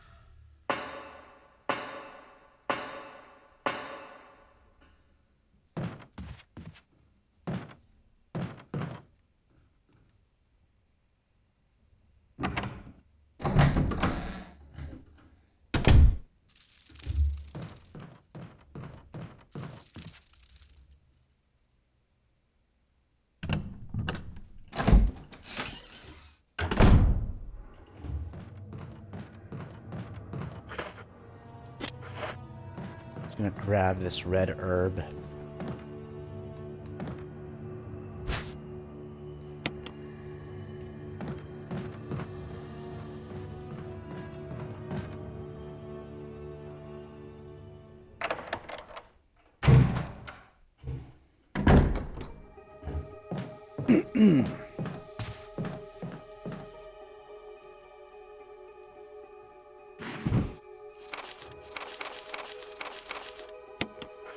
Telling you how to make V-Jolt.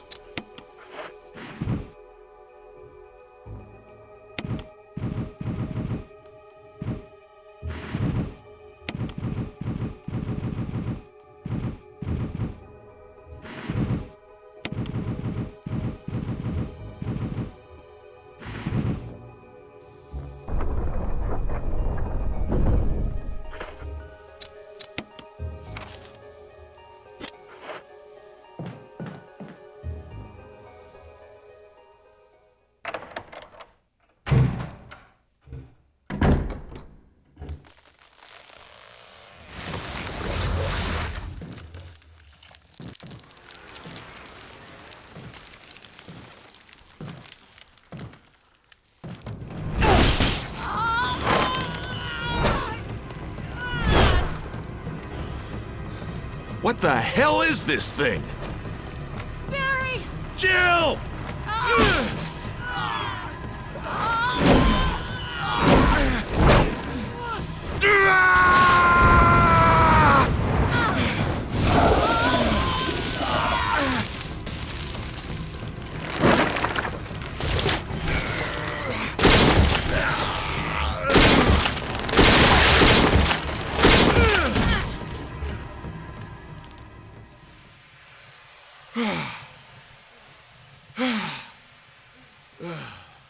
I thought it was finished. Yeah.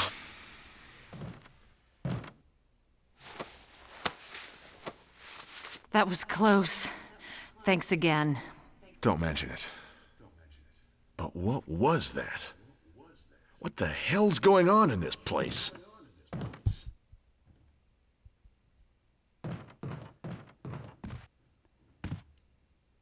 Grab the key.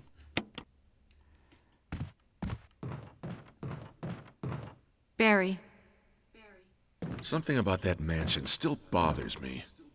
But I think I'll stay here a little longer. We should split up again and investigate. all right.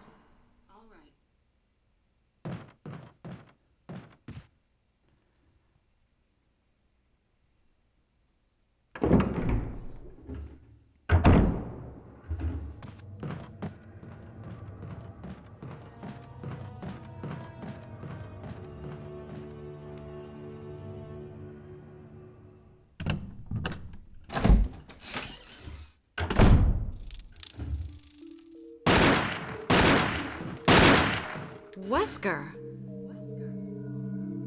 Jill, so you're safe. That's what I was going to say. I apologize. It was all I could do to protect myself against those strange creatures. I understand. Anyway, it's good that you're safe. Did you notice? Barry, he sounded a little flaky. Now that you mention it, yeah. I'll keep a close eye. Maybe it's quite natural under these circumstances. It's not really our standard operation. Jill, our first priority is to get out of here. I agree. There are still rooms in that mansion we can't get into because they're locked up. I've been looking for ways to... Okay, if there's anything, I'll go back to the other mansion. I'm counting on you. I always got confused by her saying other mansion, implying that this residence hall is also a mansion, which I would not consider this to be a mansion. It's just part of a bigger mansion complex.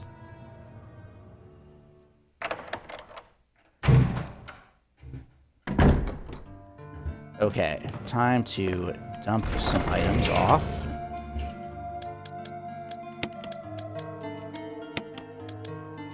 Don't need this.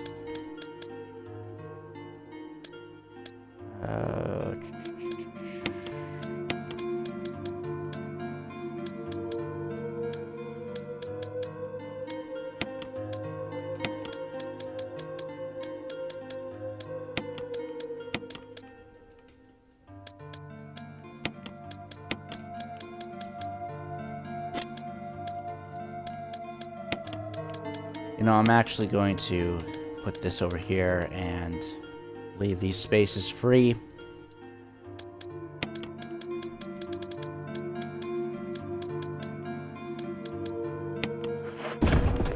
And, you know, what the heck. I'll save.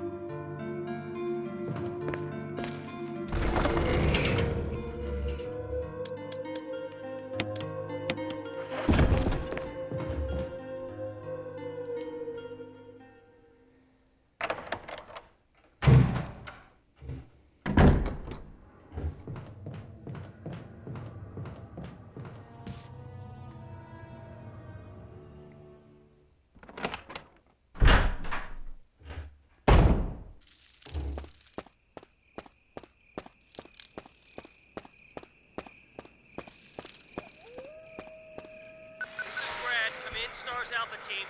Come in. This is Jill. Does anybody hear me? I hear you, Brad. Over. Stars Alpha Team. Bravo Team. Doesn't matter. Respond. I repeat, this is Brad. Brad? Brad! This is Brad. If you can't answer me, somehow give me a sign. Jill to Brad. Can you hear me? Brad! Brad! Shit. It's broken.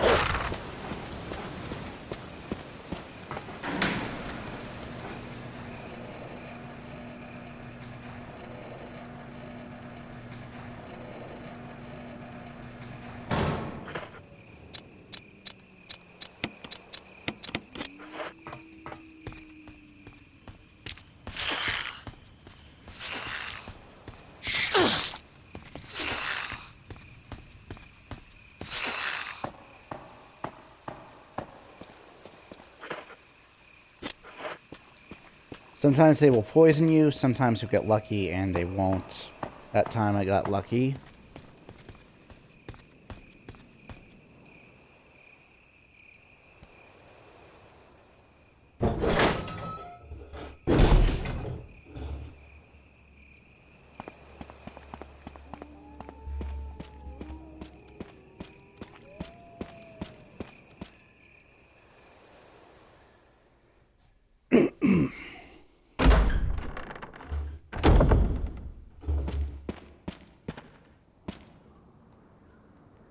Again, you'll get more bullets from Barry.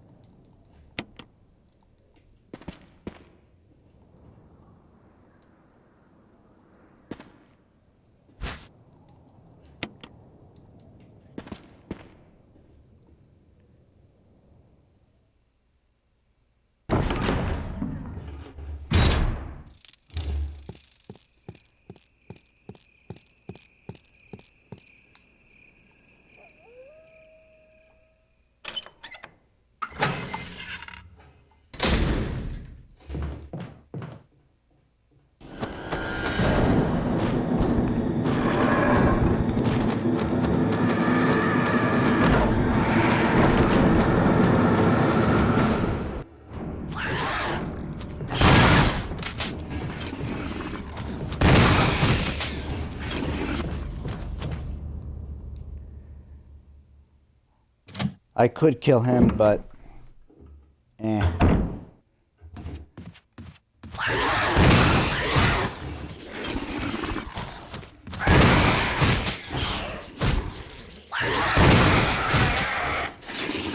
I always wait for him to get back up fully.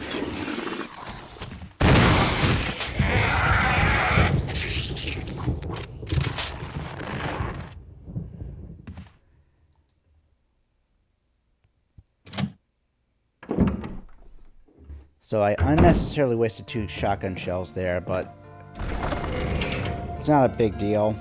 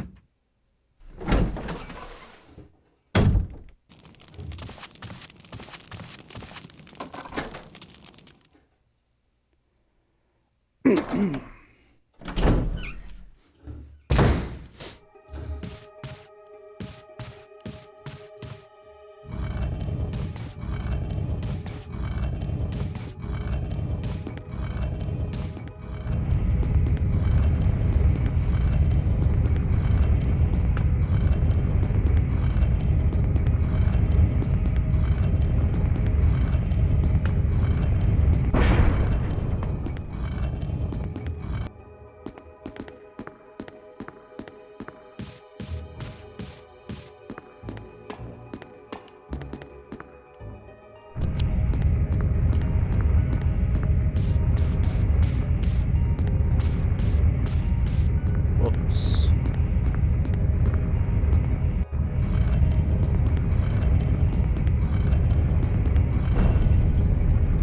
Just made it.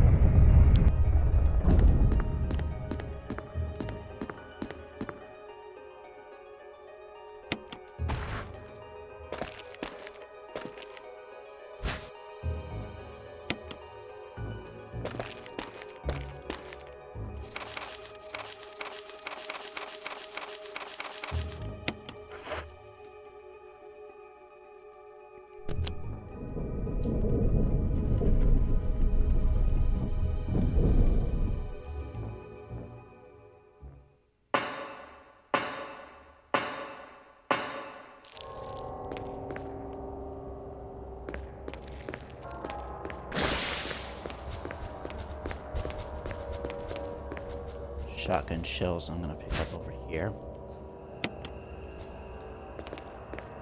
Fortunately, I think I may have made a bit of a mistake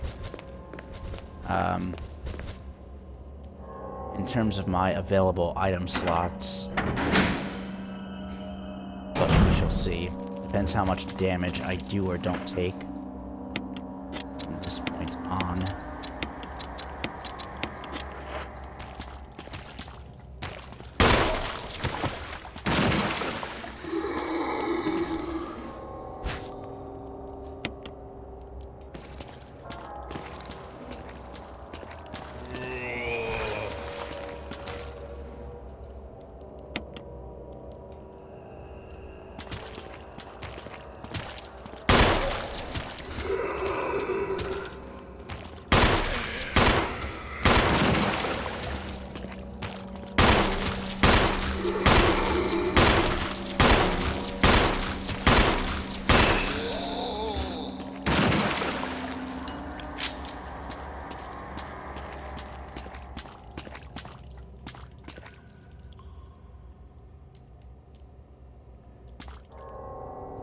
I don't know why, I always love that prompt.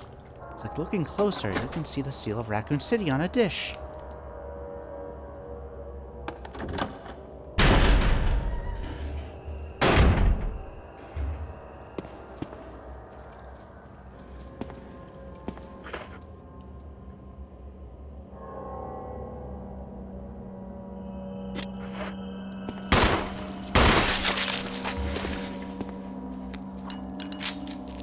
I was actually trying to purposefully waste bullets, but got a headshot on the second shot.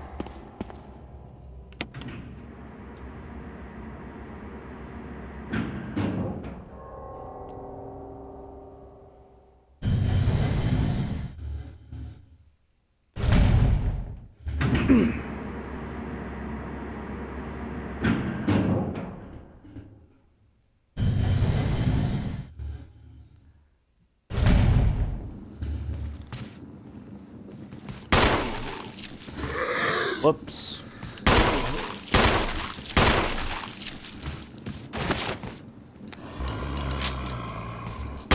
He's not dead yet.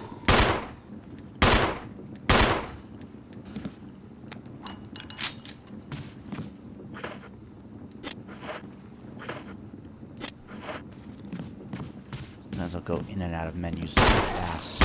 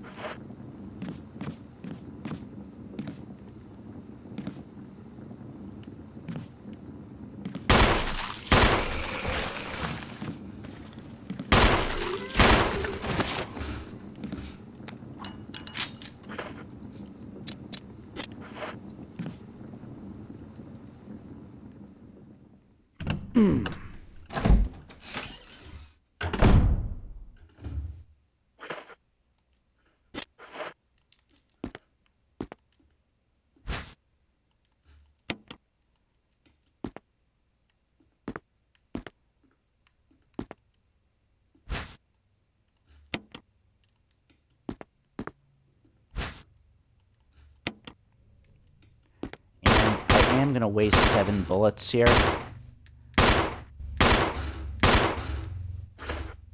Just to open up an item slot for these Magnum rounds.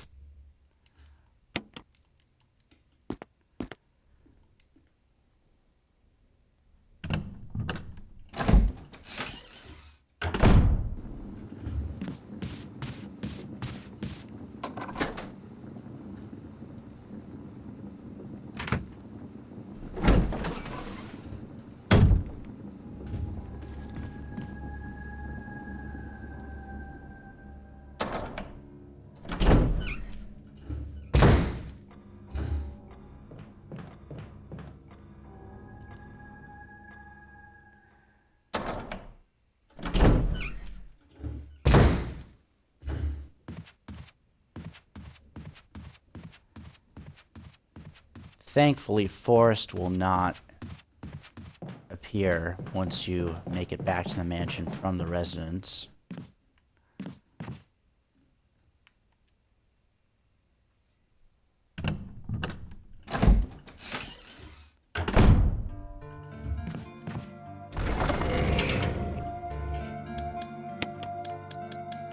Put away the book.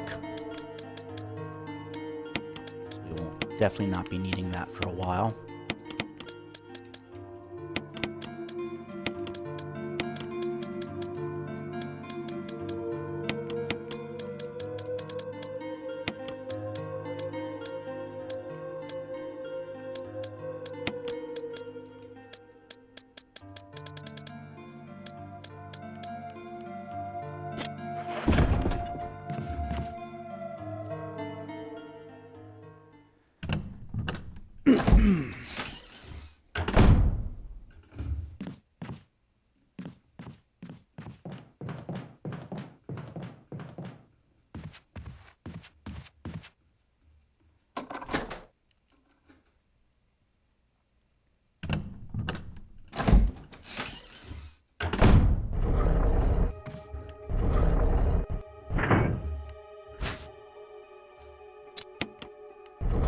Not gonna take that for now. Okay, so this memo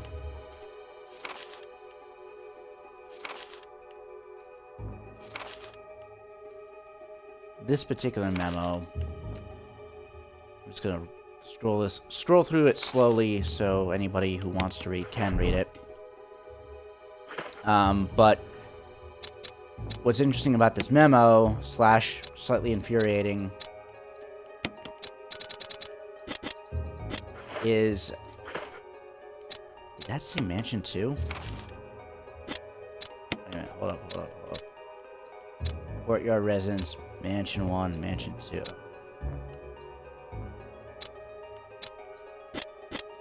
Yeah, okay. Sorry, never mind. What's infuriating about that is it contradicts Resident Evil 0, which I don't mind, because I think Resident Evil 0 is absolute garbage. of my least favorite games in this entire series. But it's just interesting.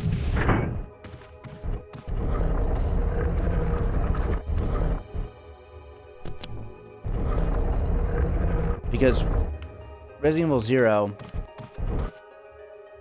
portrays Wesker's betrayal as being kind of the spur-of-the-moment decision by him. And that's not true, according to the backstory presented in this game, which makes it appear premeditated. Premeditated. There we go. Which I prefer, because if you're trying to lure stars into the mansion to test out their capabilities, or I should say BOW's capabilities, against trained police officers and the likes, those with military backgrounds, etc., why would you leave, why would you, have anything, leave anything up to chance? The whole point of this was to lure the stars into the mansion. So how do you do that? Well, you have to you have to get one of the stars teams in here first.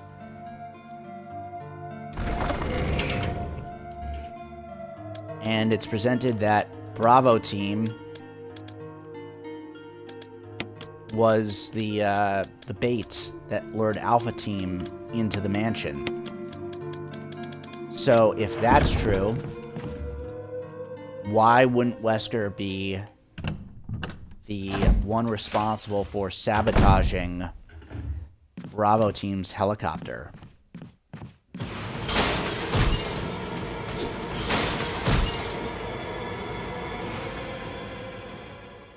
But in Resident Evil 0, it's presented like that was just a completely random thing. Not premeditated at all. And Wesker's decision to abandon Umbrella and Stars came after that.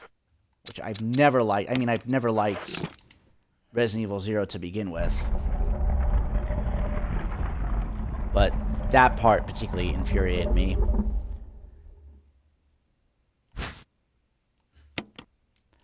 Yes, we will take the MO disc. We need it for the good ending.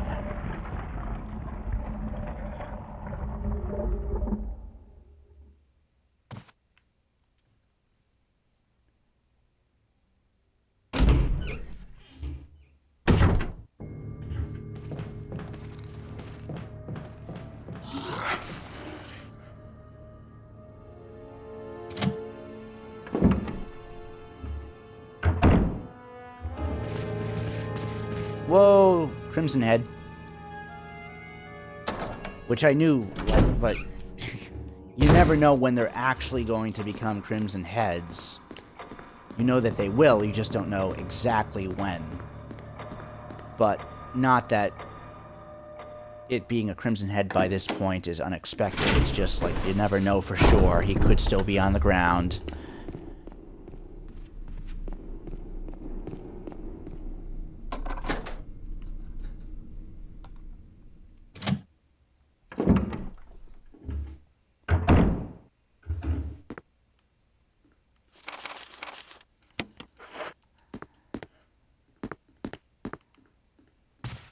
So in here are some more ink ribbons, which I'm not going to take because I don't have the space for them.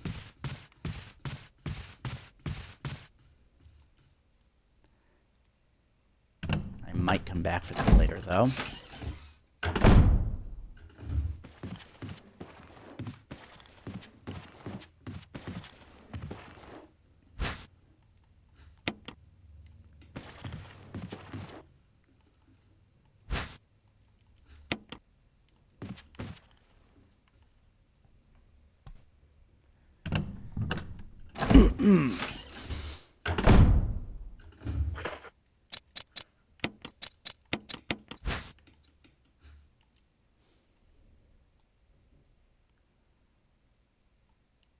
So we get an actual puzzle now.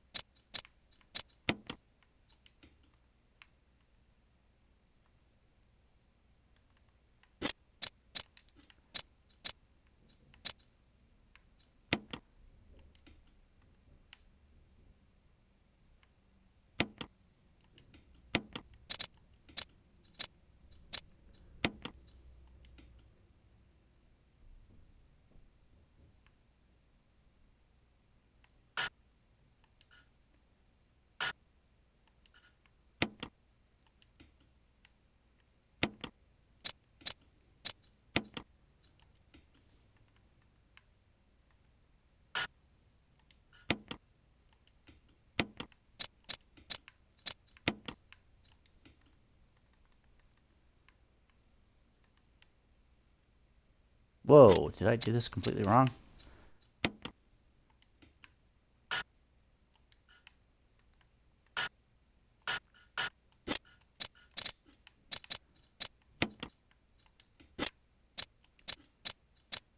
I did.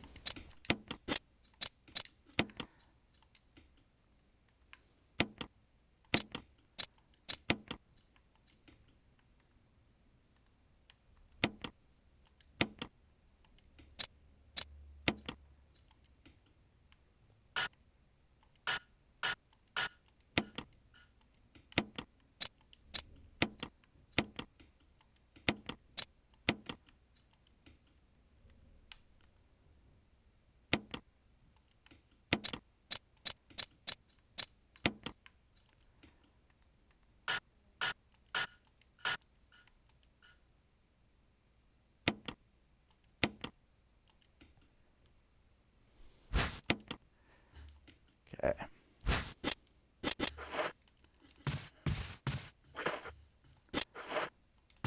So now I should be able to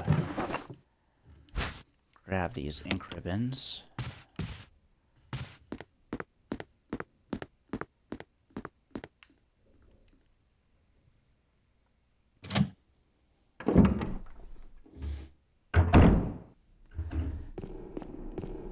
And what I'm going to do next is I'm going to cut through the courtyard.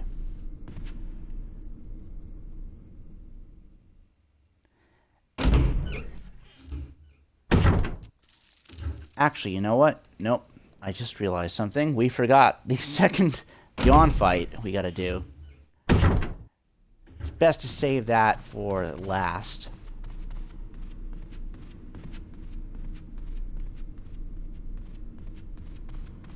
Just because that is where I'm going to be in closest proximity to the next section that we have to do of this game.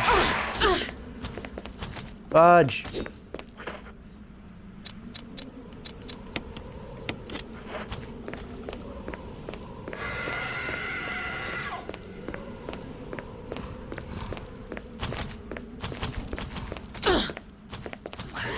Oh, come on.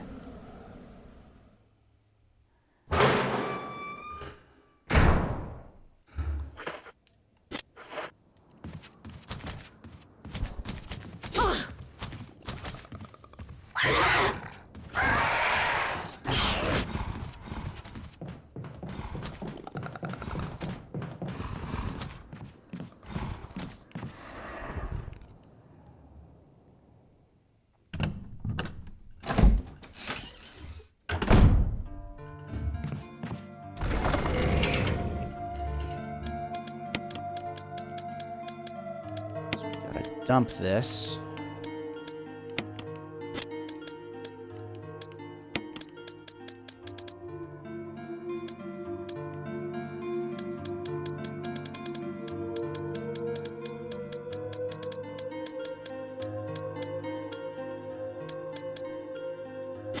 Okay, I think we should be okay.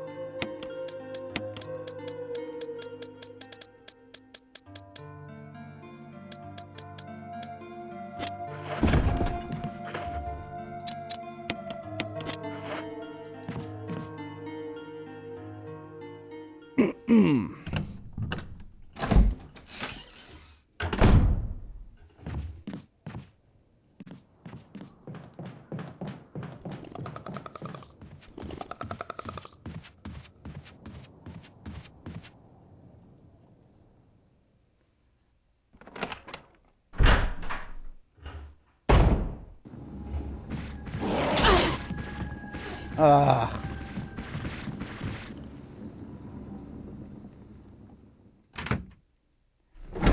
Okay, so what that means is I'm going to have to heal, go back outside. The enemies should be reset. Quickly try to grab that herb, which he shouldn't even be able to see me, so he won't get aggroed. Then head back this way.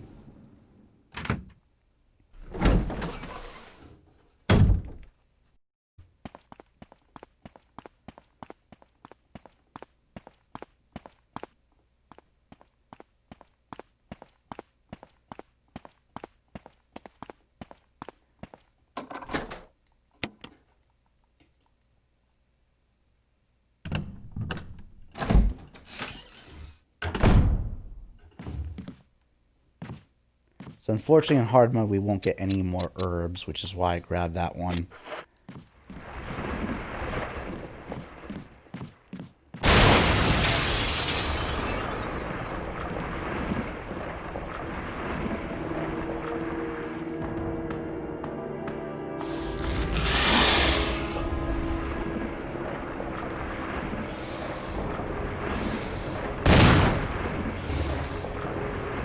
So the way I handle this fight is kind of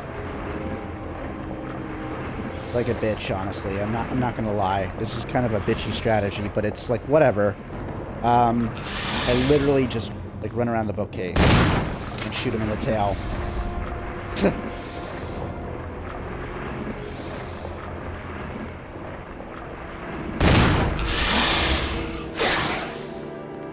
And occasionally the head when I can.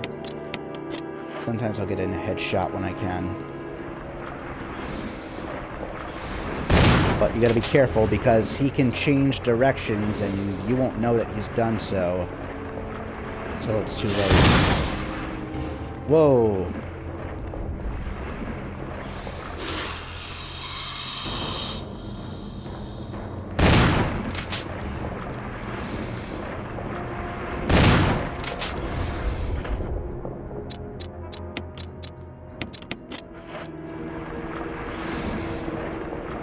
Like he just did there. Perfect example.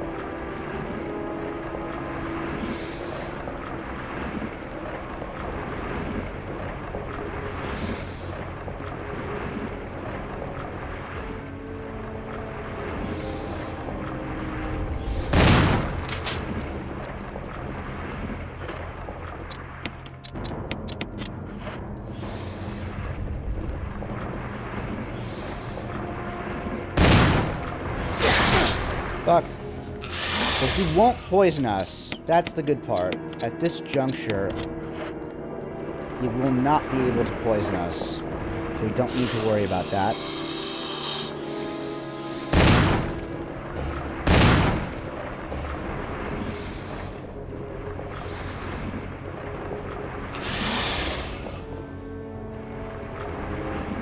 Sometimes when he hisses like that, he'll change direction and that'll be like your audio cue, but he didn't there. It's like a very distinctive hiss that he makes. This is also how you beat Yawn on knife only if you're only using knives, obviously, but, you know, same strategy. Kind of bitchy, but it gets the job done. I actually would prefer if he could, like, change directions now, because going around this bookcase counterclockwise is a lot more difficult for me than going clockwise.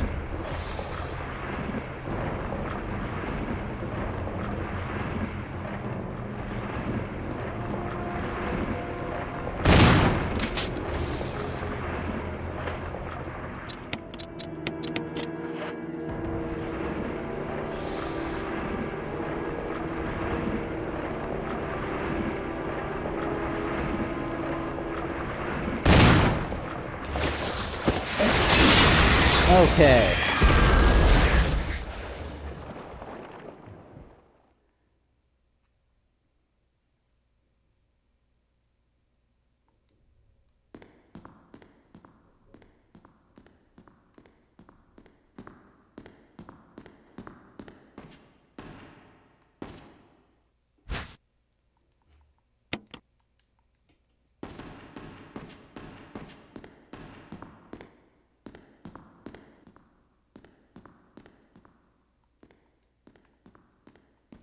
Come on, go up the ladder. There we go.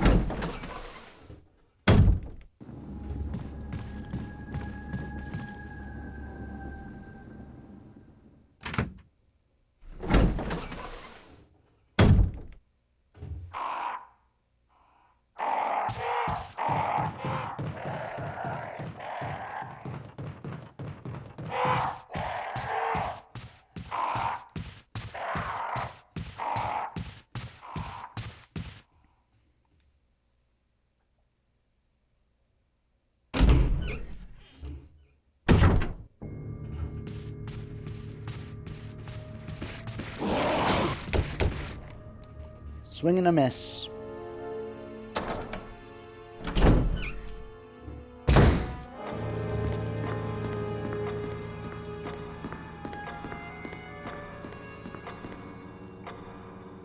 This is another great piece of music. The one that was just playing. Okay, so now we should be good to start the next portion, which is the second to last portion in the game.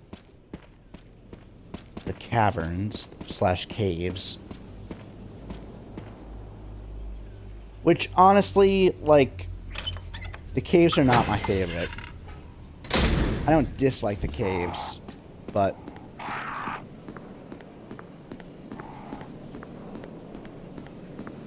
they're just not my favorite. That's all I'll say.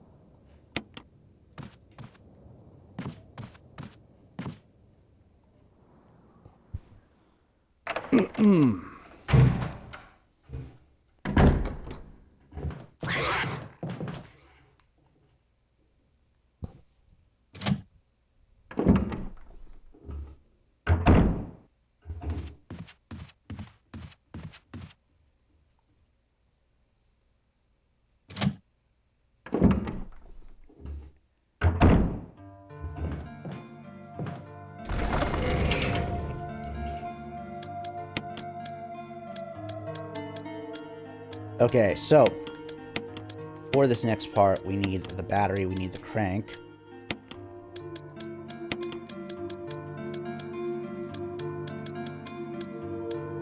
I think that's it. I am going to save. I could risk it, but I'm not going to.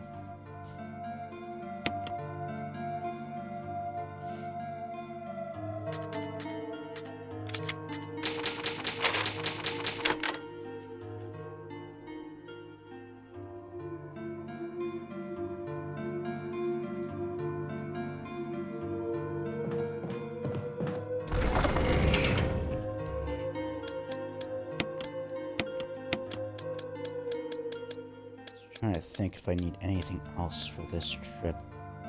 I'm pretty darn positive I don't. Yeah. I am A-okay.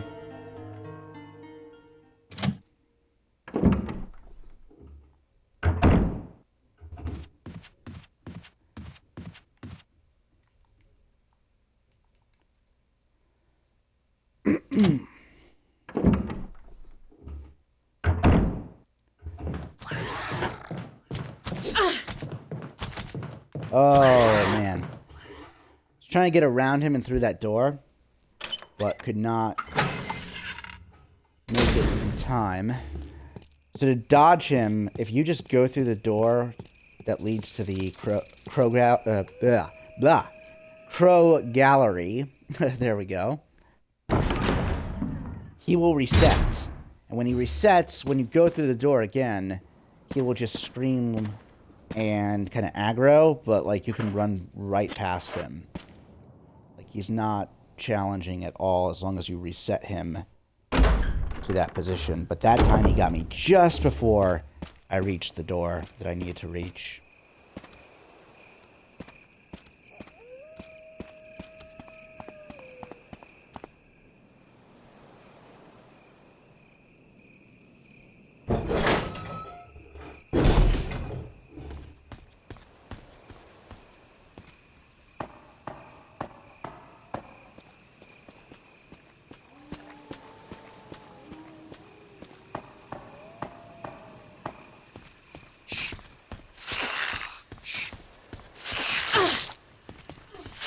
Ugh.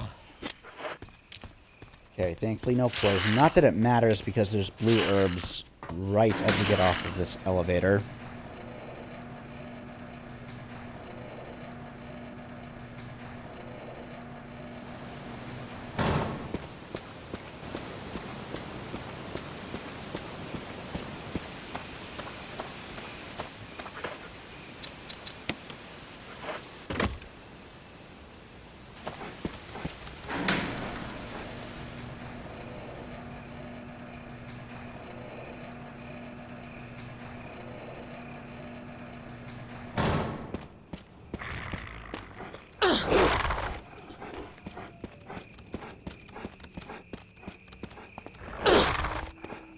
This could be bad.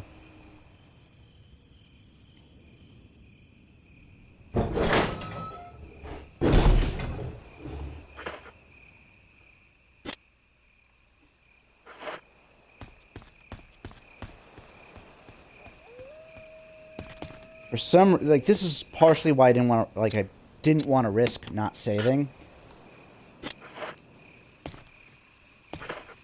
Because, for whatever reason, this part always gives me problems. Like, getting from the mansion to the caves always messes me up.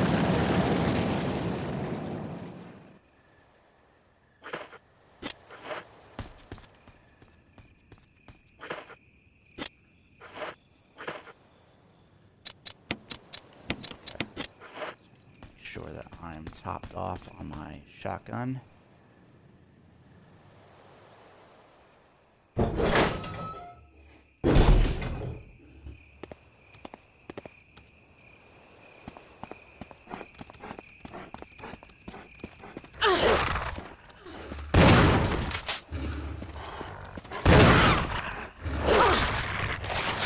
Oh, I'm dead. I'm dead. I'm dead. I'm not dead. What? Wow. Okay.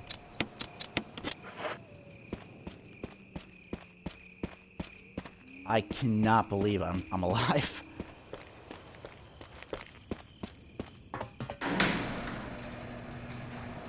Okay, but this dog down here is going to give me some trouble.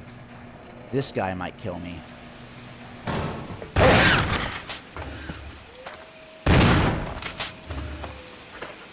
Okay, guess not.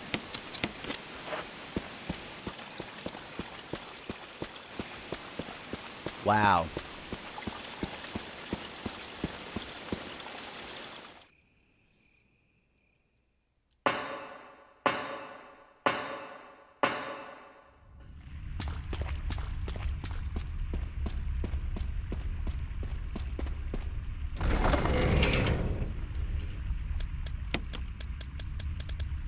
Ooh boy, okay, so we're alive and in desperate need of health, and I'm going to have to take this first aid spray. There's an ink ribbon over here. If I can freaking pick it up. Come on, Jill. There we go. I'm not going to save just yet. And we can get rid of this crank because we don't need it anymore.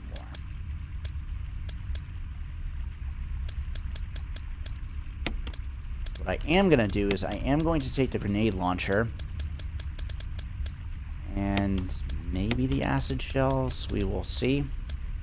I probably won't need them. For this portion of the game, I definitely do not need the handgun because the handgun is kind of useless for the enemies that we're going to be encountering. Yeah, I think we should be good.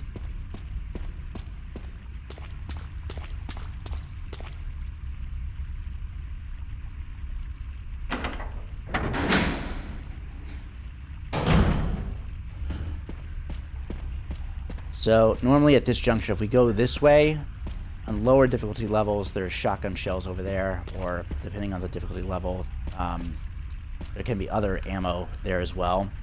But on hard mode, there's nothing there.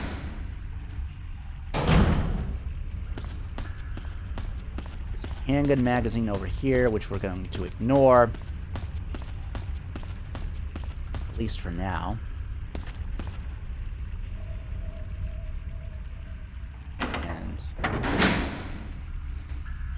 Once we get back to where we were, where the typewriter was, we should be good. You, save. Jill?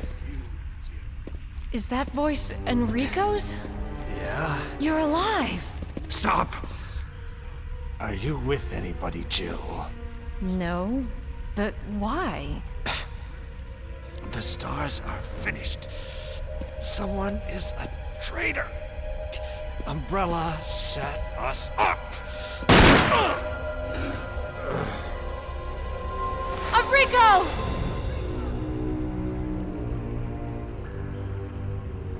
Traitor? Who?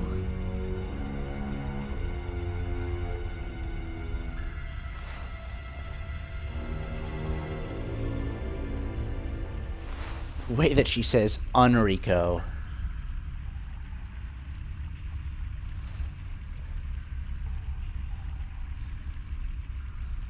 So we do need the crank, this hexagonal one. We're just going to barge past it.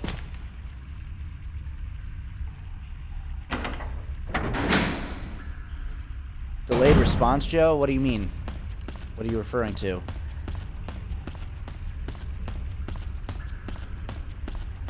Oh, you mean Jill?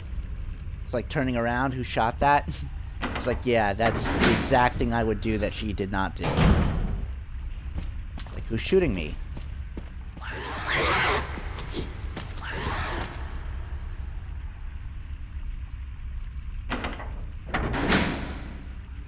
I also don't like Enrico's voice in Zero. I much prefer his voice in this game. Another reason I don't like Zero is the voice acting is not as good as this game, minus the main characters. Rebecca, Billy Cohen, and Wesker are well acted. Most of the others are a little bit... like, I don't like their voices. I don't think that they match their characters that well. When I Survived, yes.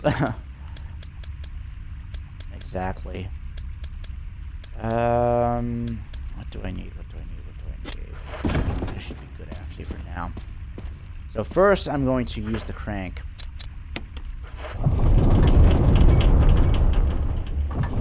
And once this opens up, I'm going to grab the herb, come back, save.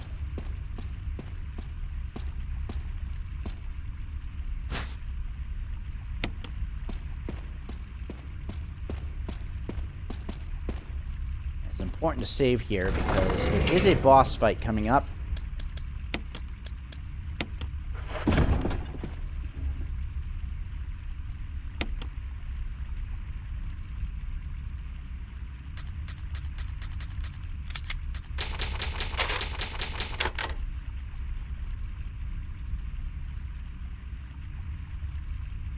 Okay.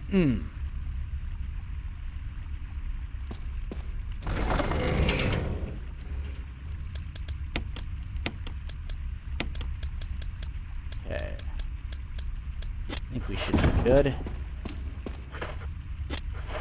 Right, yeah, we're good.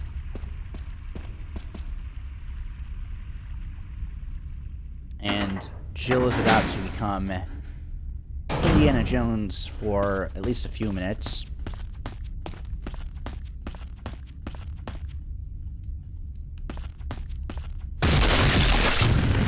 Da da da da da da da da da.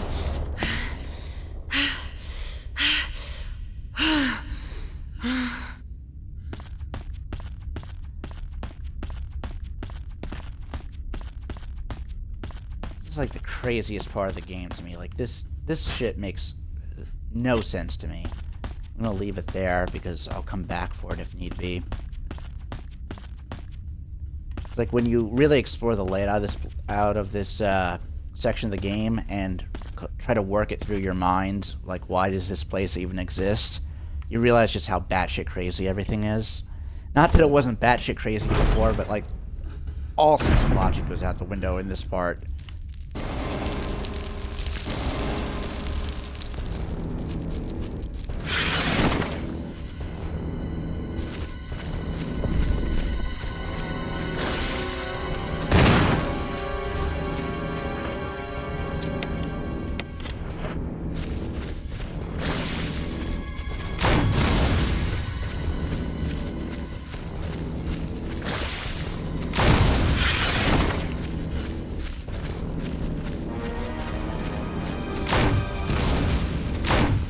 What? Where are you aiming, Jill?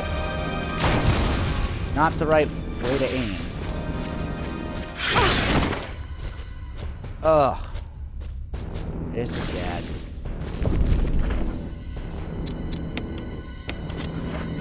That wasn't horrible.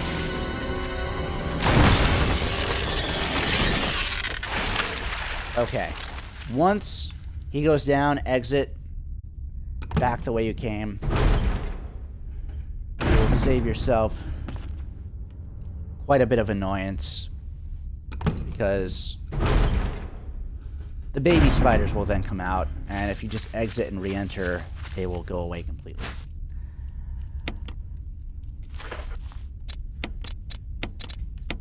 So that was Black Tiger, aka an arachnophobe's worst nightmare.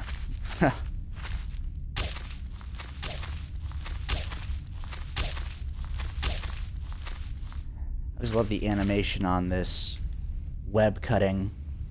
It's like the most cartoonish, unrealistic cutting of a web you've ever seen.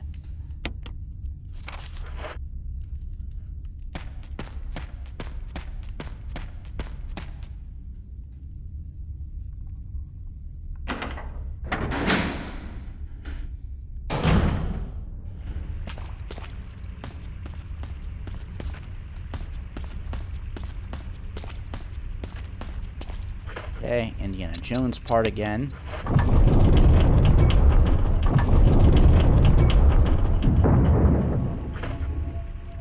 Uno.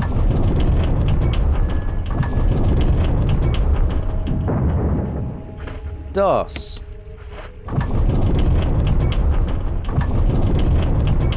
Tres.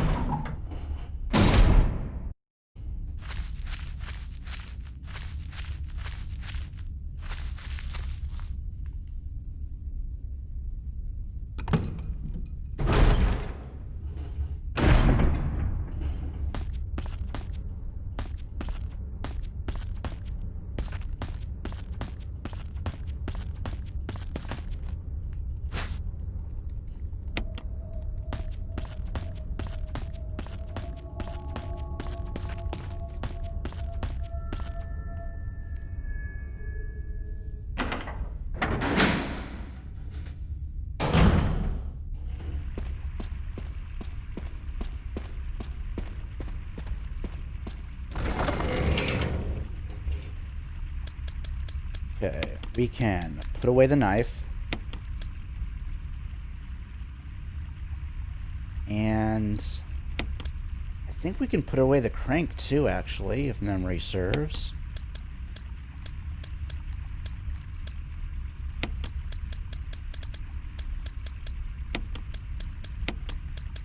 Put that away. This.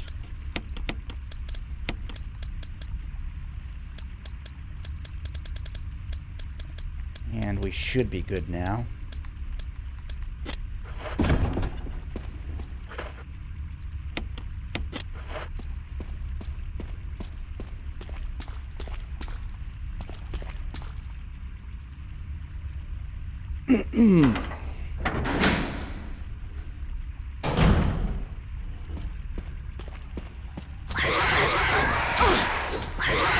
Oh, shit.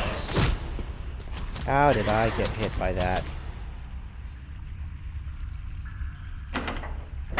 When they leap into the air like that, if you get hit by their attack, that's an instant kill.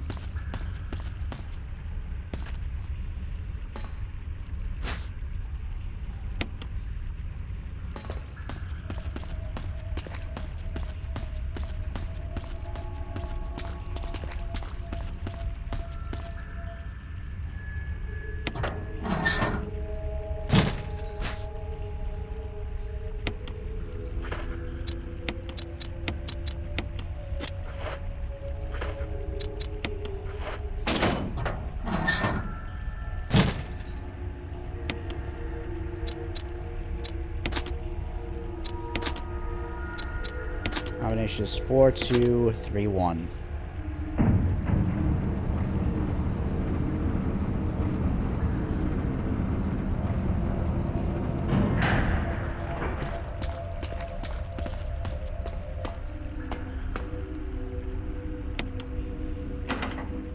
Jill! Barry? Thank God you're safe. You too, Jill. A noise I heard brought me down here, but I didn't expect to find a place like this. Have any idea as to what might be at the bottom? There's only one way to find out.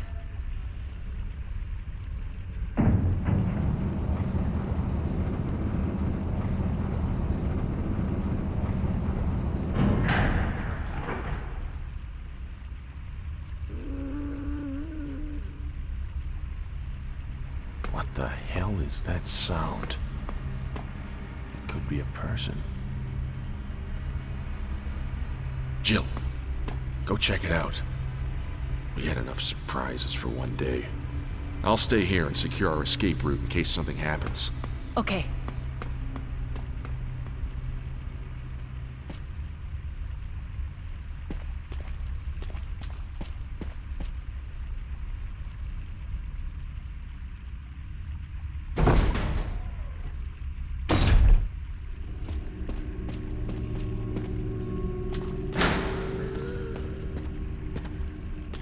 Lisa Trevor, whichever way you go, that's where she will appear. So you can manipulate this to your advantage to get to your destination as fast as possible.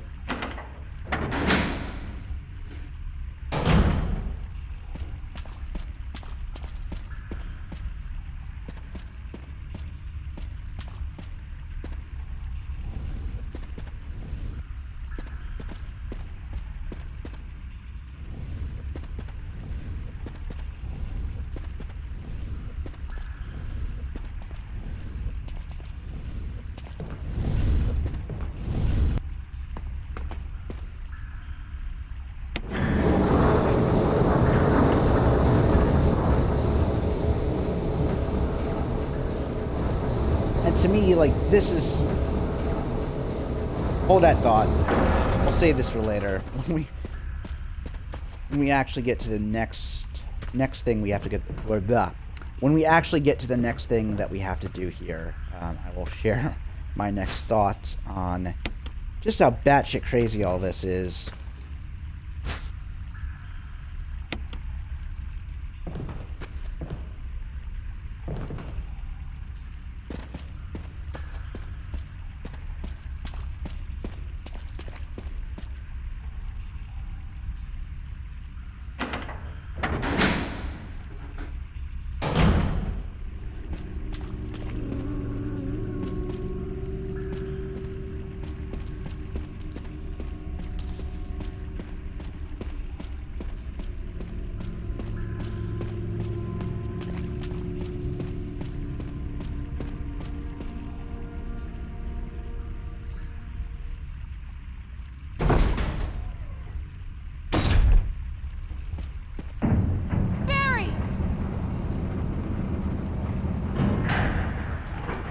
Hashtag betrayed. Yeah, so this next section, like, I don't understand, like, what are we doing here? Because what we're about to do is we previously just pushed this crate onto this lift. Now we're going to push the crate into a trash compactor that's down here for some reason. Don't ask me why, I have no clue. Inside this crate is a flamethrower. And the flamethrower, by putting it on a series of hooks, will unlock a door. It's like, what? What are we doing here, people?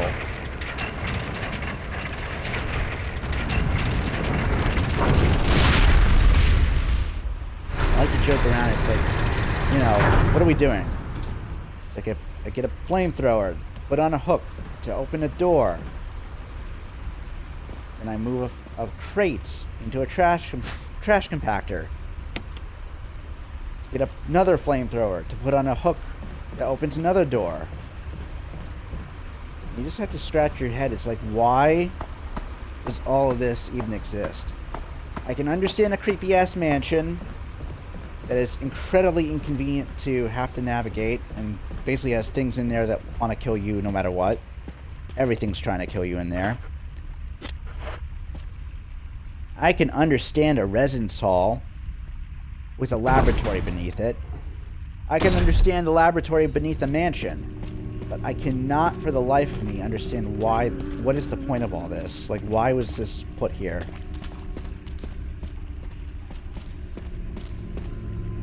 And what are we doing? Like, what is our objective? Other than to escape, obviously, but like...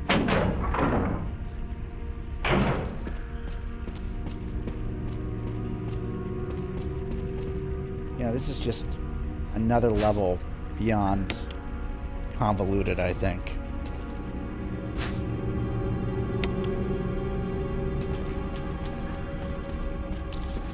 Whoa! Okay, I might need to do the lever again. Yep. Which is fine.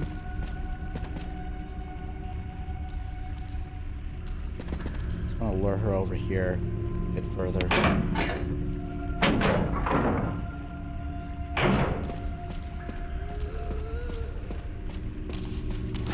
Well, never mind.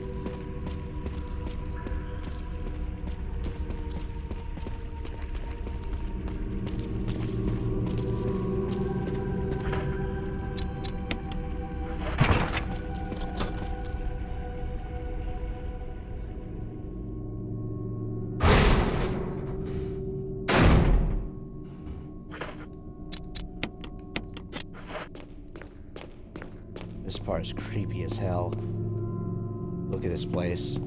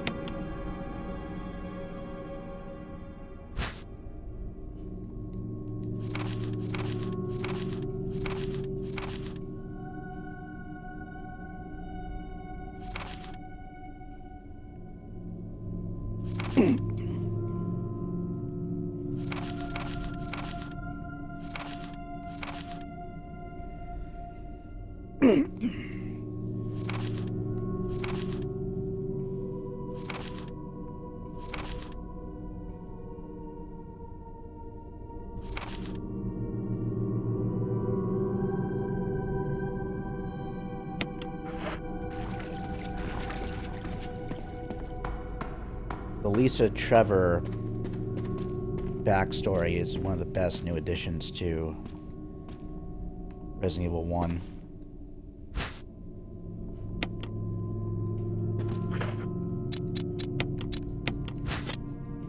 Whoops. There we go, that's what I meant to do.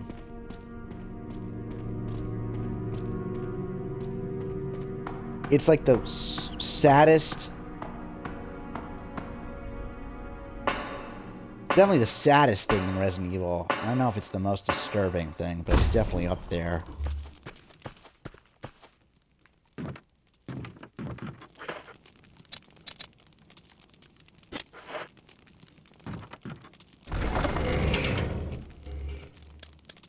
Okay, so I don't want to delay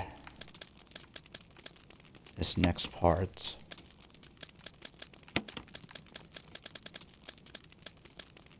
At all, pretty much. So what I'm going to do, I'm going to grab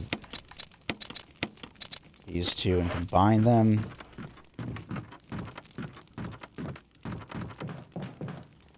And that way I can just quickly proceed to the next part, which is the final part in the game. The Underground Laboratory. A Resident Evil tradition. There's always a laboratory somewhere that's responsible for everything.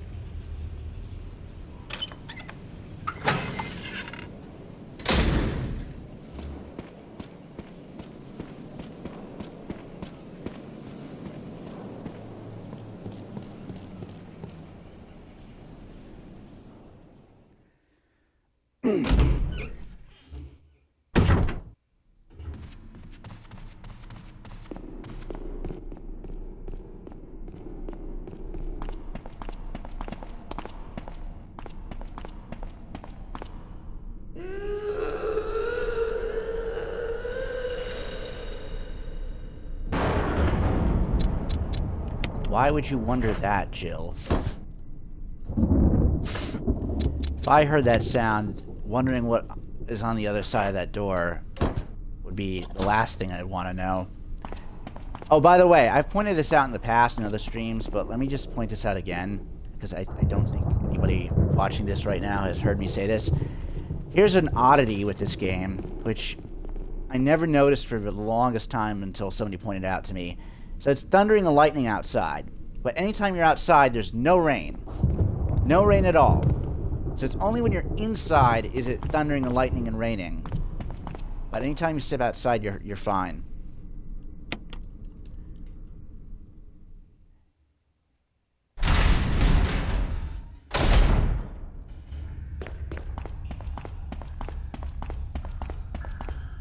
Okay, so in the item box, we're going to need both of the books. And I'm going to want to save as well. I could risk it, but if Lisa Trevor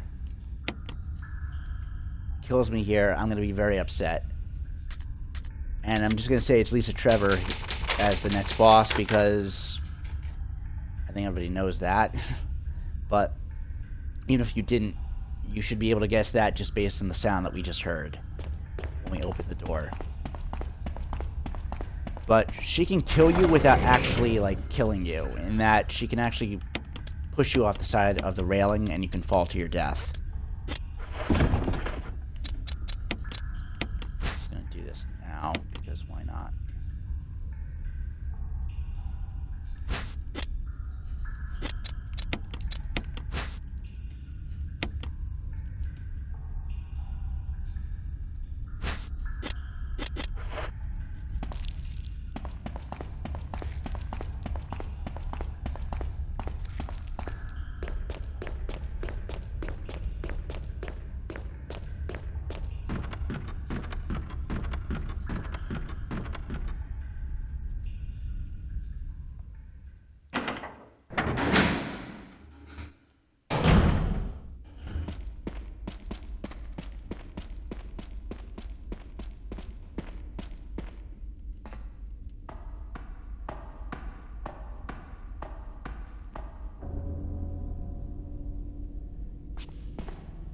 Jill, you're alive. I was worried, because I thought you were... Start talking. Calm down. I didn't want to do it. Believe me, I can explain. Don't lie to me!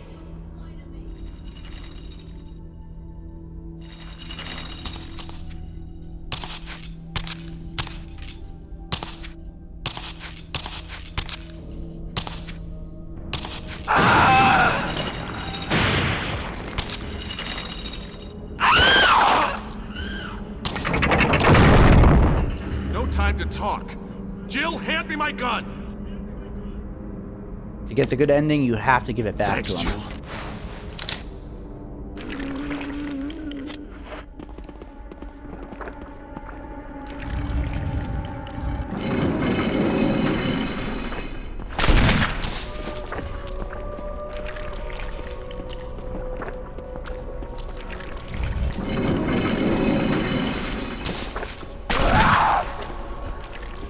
Ooh, thank you, Barry. They could have really inflicted some bad damage.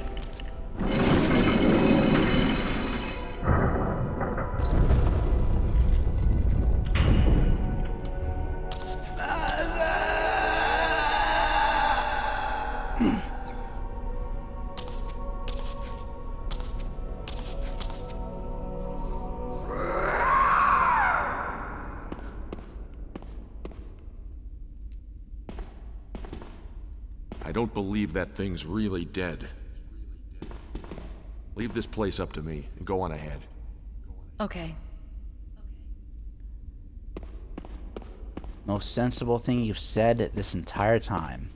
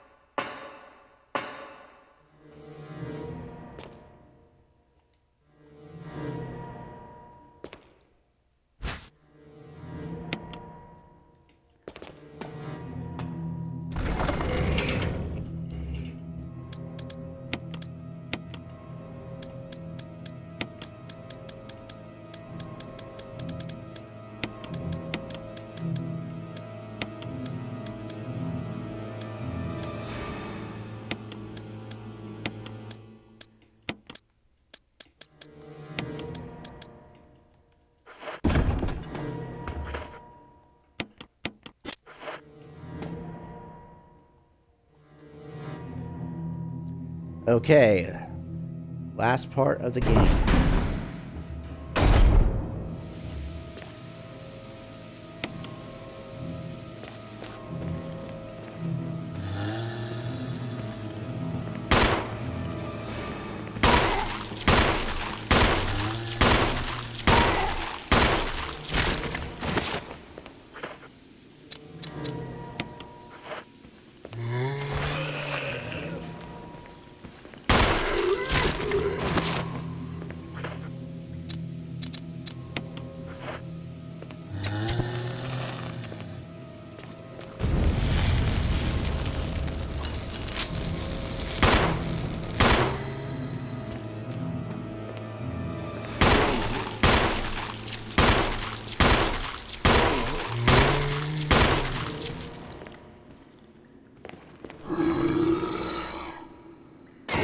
Gonna let him live, to be honest. It's like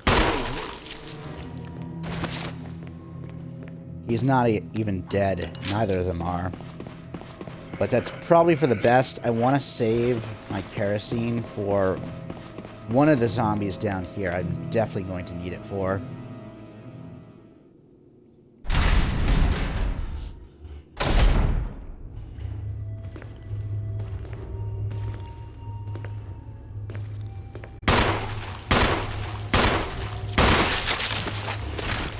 Ooh, headshot. Beautiful.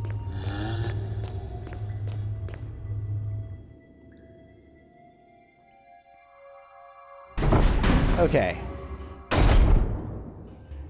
So normally we have to do puzzles for this, but I happen to know how to do this by heart. And what the codes we need are.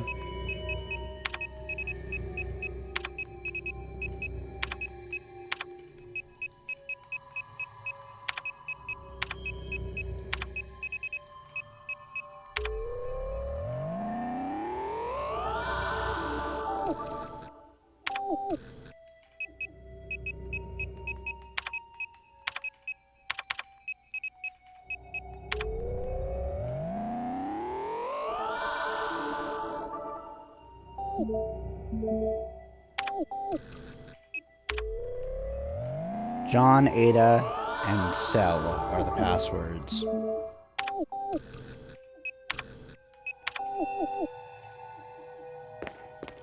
Quit out, and then there are a few things over here I'm going to grab.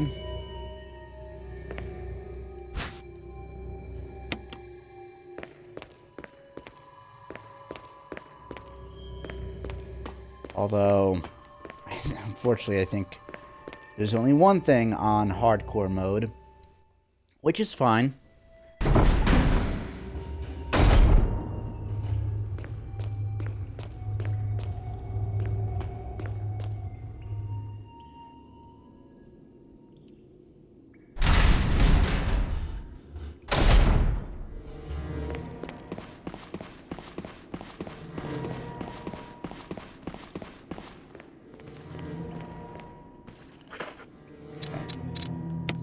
Going to get rid of this guy because he appears to actually be dead.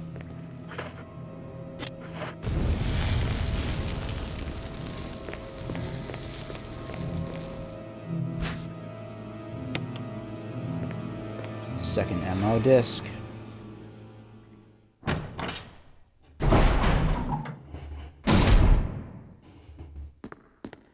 Okay, so normally there's a convoluted puzzle here. It's actually not that convoluted, but still. But I know this. It's just a question of, can I get the right order? I think it's 8462. There we go. It's all the like on this keypad, as you can see, it's all the numbers that form the plus sign, basically. That's how I know. But it doesn't tell you the order, but I just know from memory. This is where we can finally play Kenneth's tape, but there's no points. And there might be one or two items in here that we can take that we actually don't really need, but whatever.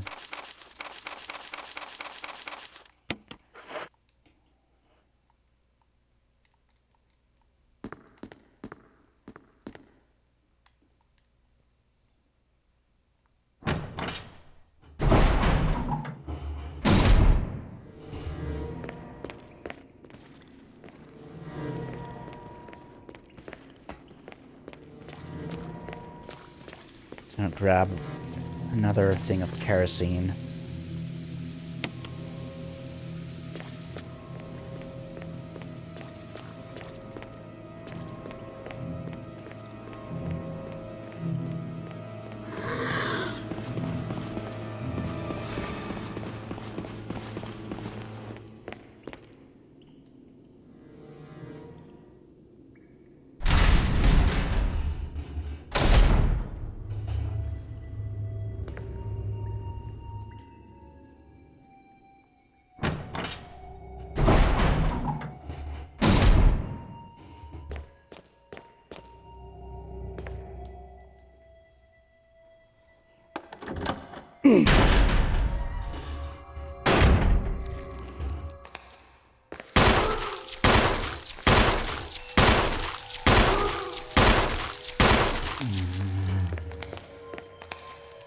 Wow, that thing completely missed me.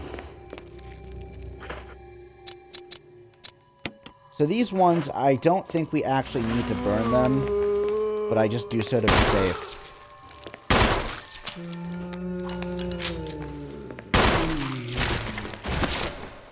I know you definitely don't need to burn them in another section of this lab where we encounter the naked ones.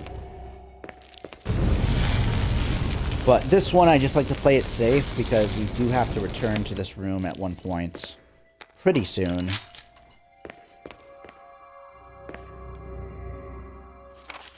another file here.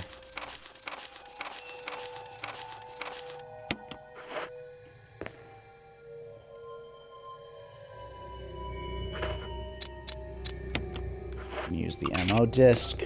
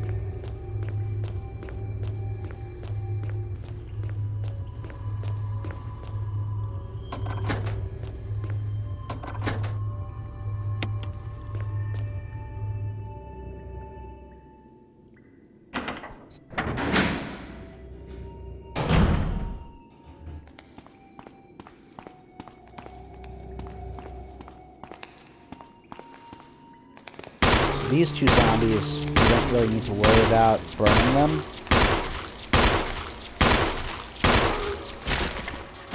Go down. Thank you.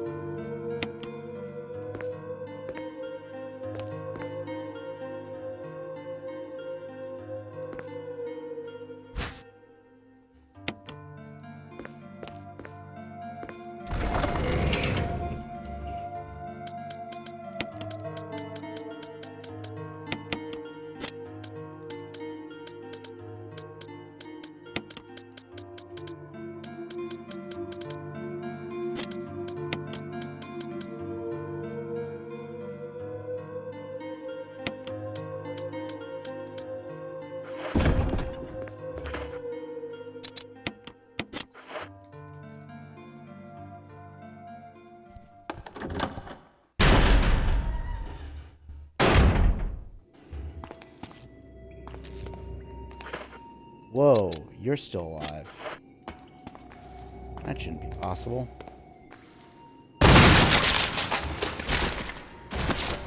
Well, you're not alive anymore.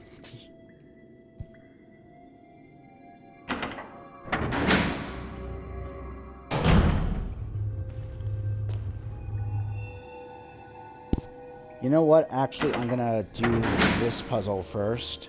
And then come back and do this part for the last MO disc. It's actually better to do it this way / safer.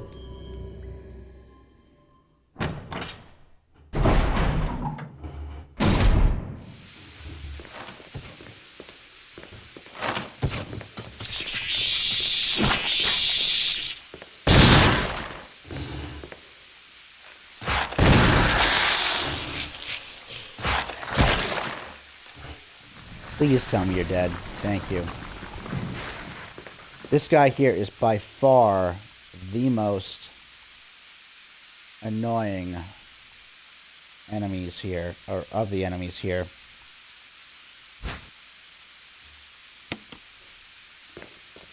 forget what they're called, though. Although they have probably also one of the most disturbing backstories in Resident Evil.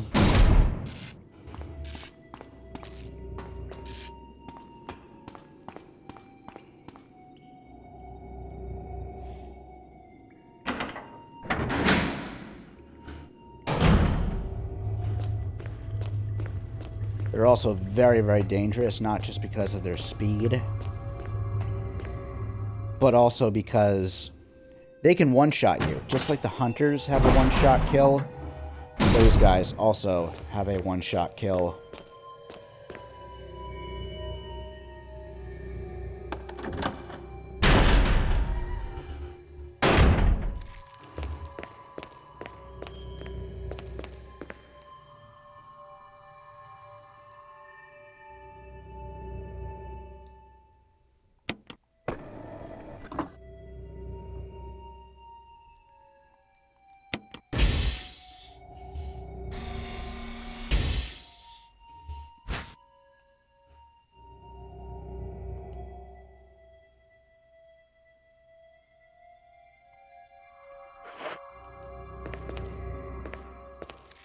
Okay, very important that you don't run or don't get hit, because it's game over if you do.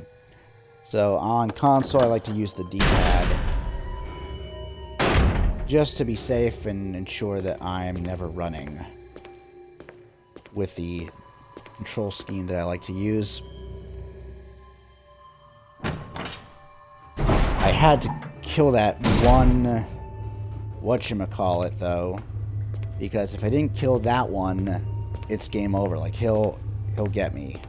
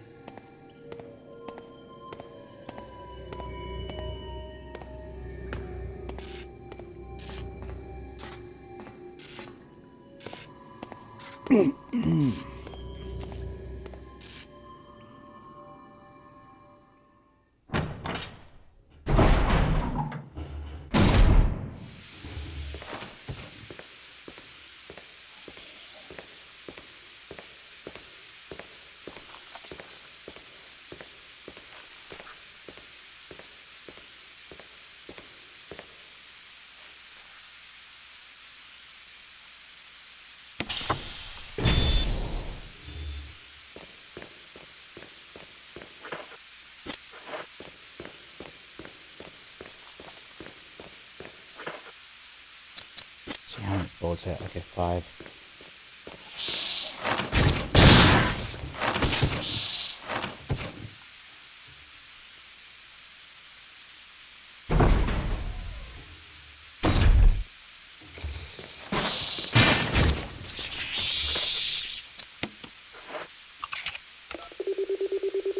Second MO disc.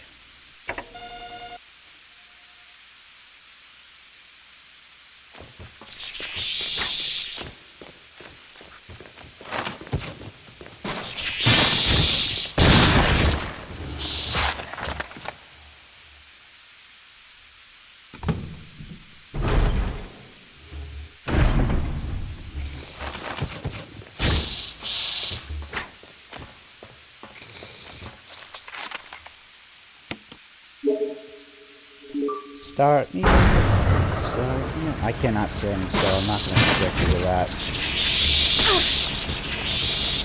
Uh-oh. Phew. Okay.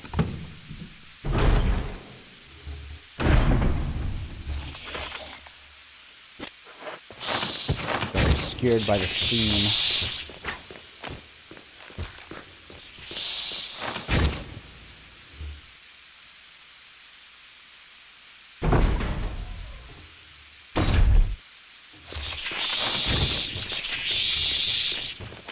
And we can just leave these guys here.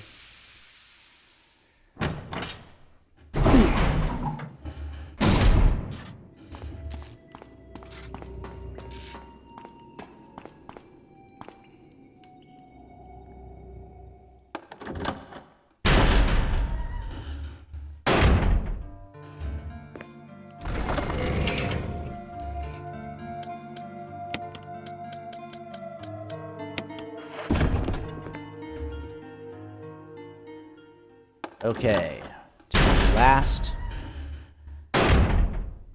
MO disc we go.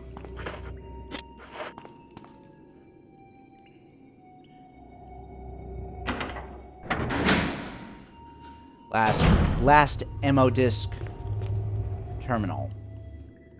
Specifically, we have the last MO disc already in our possession.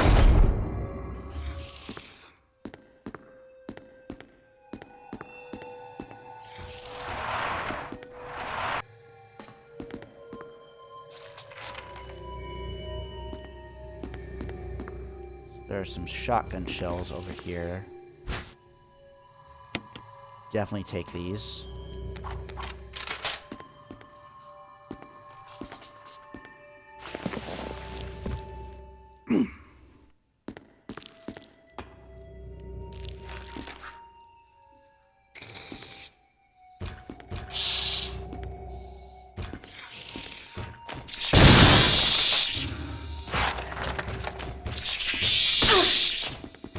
What? I hit the shoot button. That made no sense. I literally was clicking the trigger button. What the hell?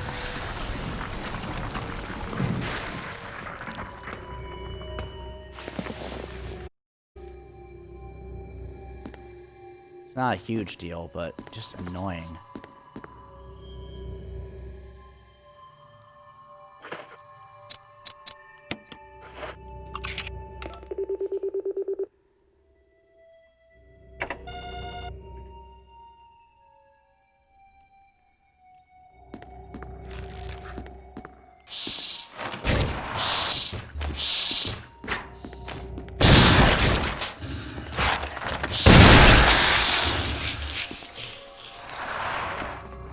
Fuck out of here, man.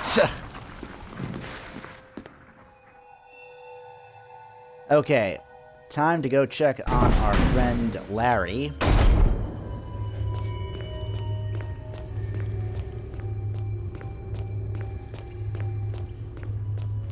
We have not seen since the beginning of the game in the first cutscene.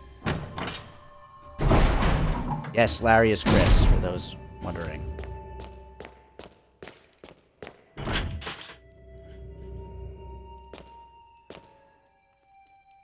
Anybody who watches Dante Ravioli should recognize that reference.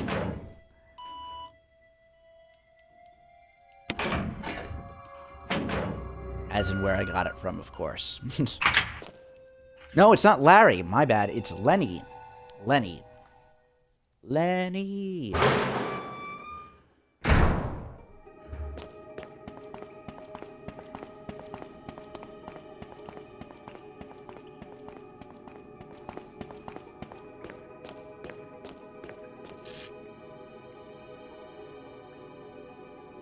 Jill? Chris! You're alive! Of course I'm alive.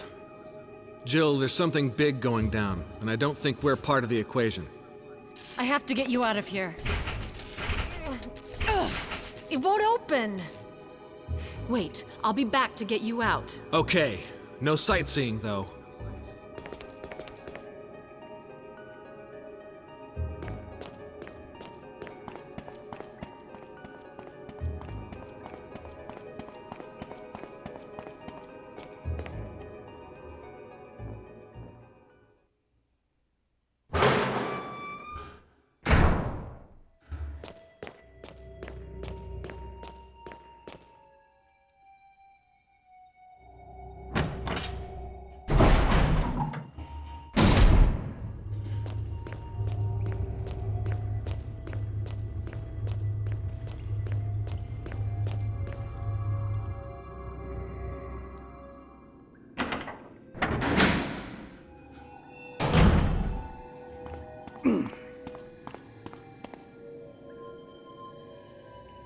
Okay.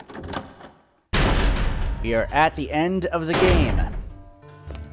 So what I'm going to do is I am going to save. And grab our most powerful weapons, of course.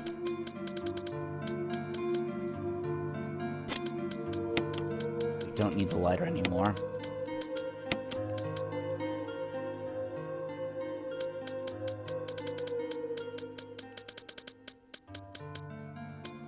Check if I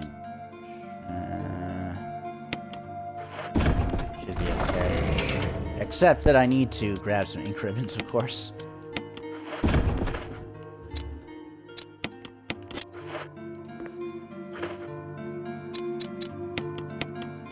Just gonna get myself back up to full as well.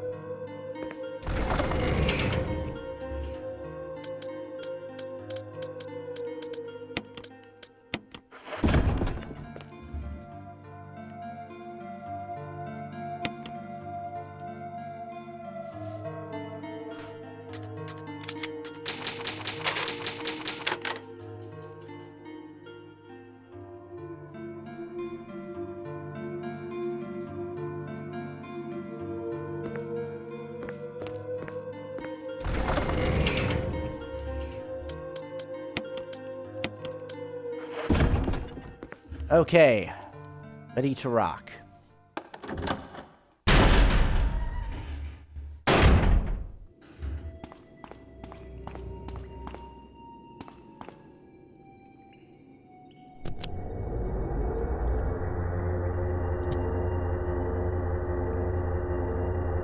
Jill, Barry, you could have at least waited up for me, you know? let's go.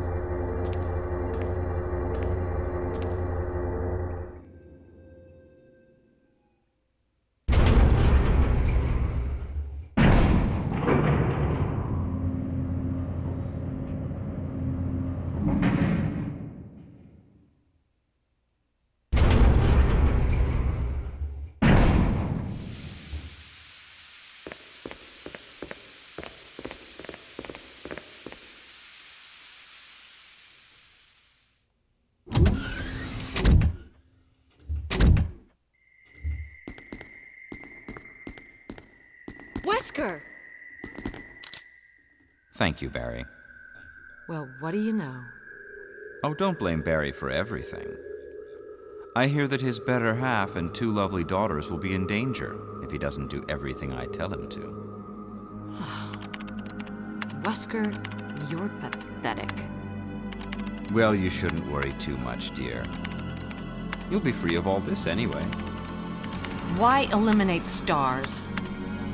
Believe it or not, that's Umbrella's intention. You're just a slave of Umbrella. Smart girl. But I think you misunderstand me. The things you mention are nothing. I'll burn all of them along with this entire laboratory. Barry, go up on the ground and wait there. Barry. You gotta love Barry. He must really be afraid of Umbrella. You and Umbrella took his family, you bastard. Oh! Umbrella? Well, I used some carrots and sticks to cow him, but it had nothing to do with Umbrella. I just used Barry for my personal interests. Though both you and Barry seem to think I was following Umbrella's orders. What? What are you planning? I guess it's time for show and tell.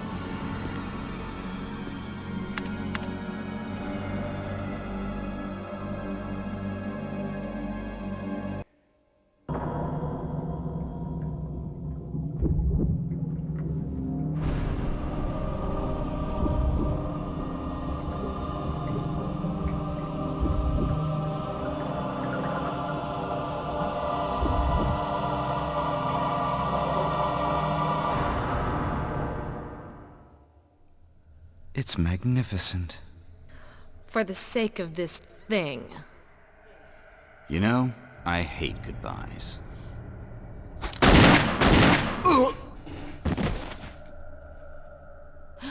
Barry! Forgive me. No, you're not to blame. It's Umbrella and Wesker. Even if it meant my family, I couldn't bear turning my back on my friends again. Shit!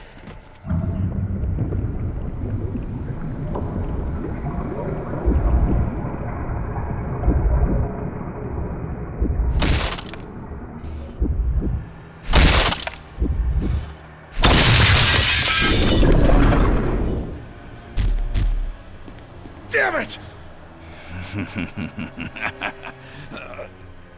Jill and Barry together. In hell.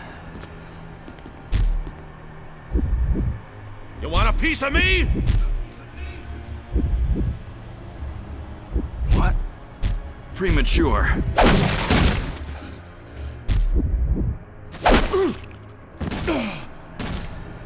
No, Barry! You viral cultured freak!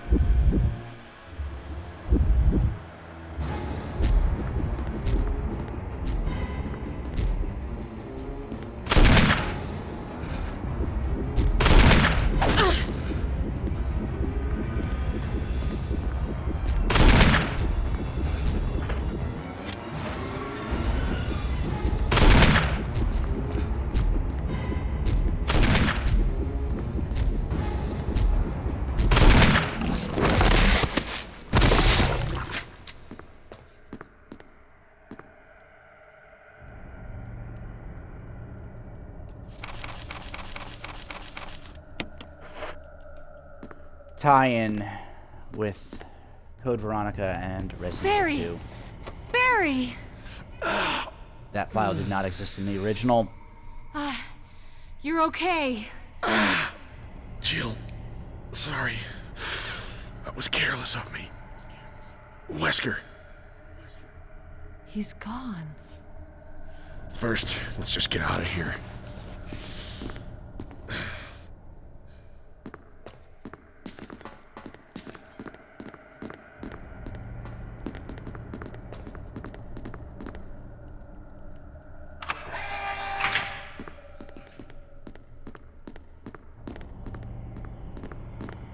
It's an annoyance that I've forgotten to do many, many times before. Is I've forgotten to release the lock. I'm like, oh, right, I gotta release the lock. Self-destruct system has been activated. All personnel must evacuate immediately. Deactivating and releasing... Wesker must have set it off. Let's hurry. And here we go.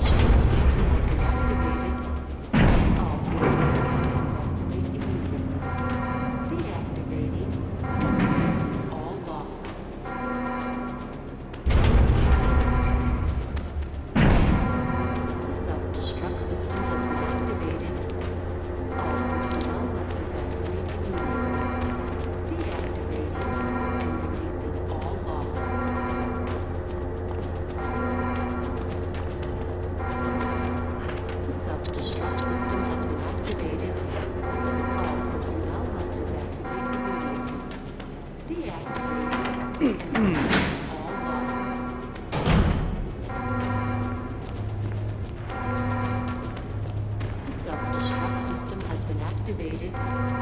All personnel must evacuate immediately. Deactivating and releasing all logs.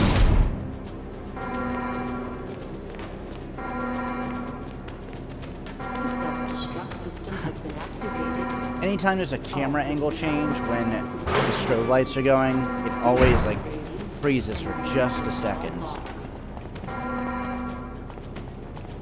Kind of disorienting, to be honest. The self-destruct system has been activated. All personnel must evacuate immediately. Deactivating and releasing all logs.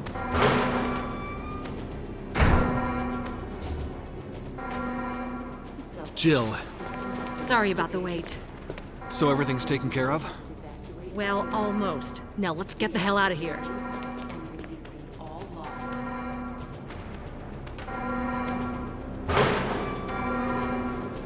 The self-destruct system has been It's a activated. really cool camera angle in here Personnel must evacuate that a lot of people just don't bother with viewing. Like, there is actually an item in this room, which I'm going to take, The self-destruct system has been because of activated. course I would. Why wouldn't I? Personnel must evacuate immediately. Deactivating and releasing all logs.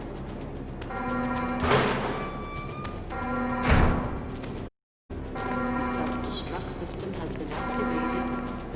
All personnel must evacuate immediately. Deactivating and releasing all logs.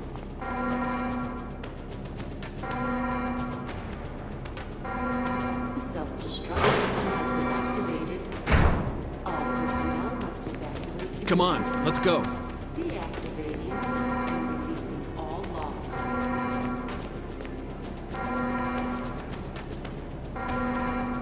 The self-destruct system has been activated.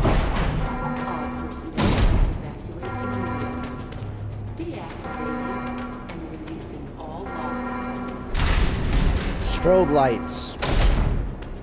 Ensuring that all those with seizure disorders will not escape during a fire. All personnel must evacuate immediately. Deactivating and releasing all logs. I'm going to eat this right now. Just get me back up to full. Self-destruct system has been activated. All personnel must evacuate immediately. Deactivating and releasing all logs.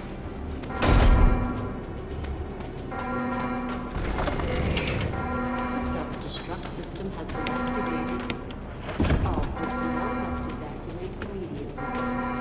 Need to quickly Deactivating save. and releasing all logs.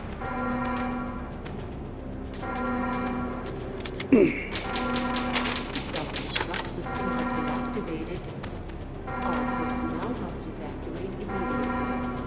Deactivating and releasing all logs.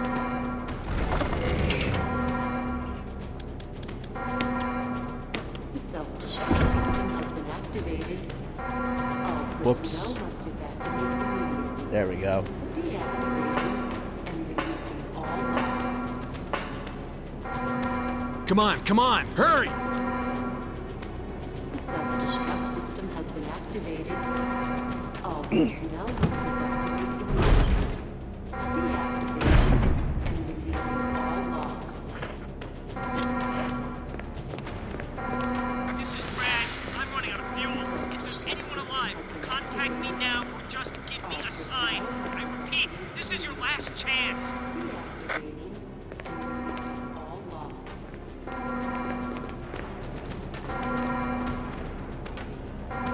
The self-destruct system has been activated. All personnel must evacuate immediately. Deactivating and releasing all logs.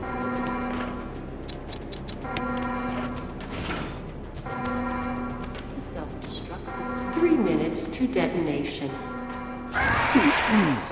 Damn it! We're almost there! Jill, you just get in contact with Brad. No! We can make it. Jill, ladies first. Chris! Would you let me have my moments too? All right. We'll rendezvous at the heliport.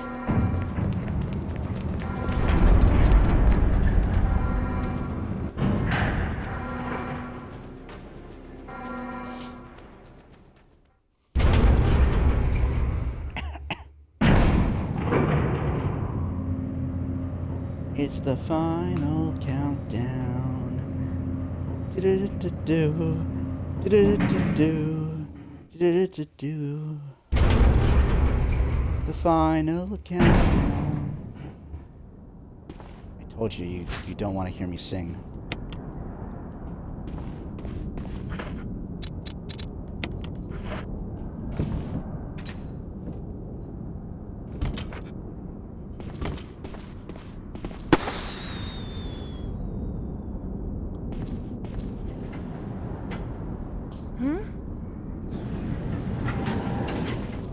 Jill! You made it!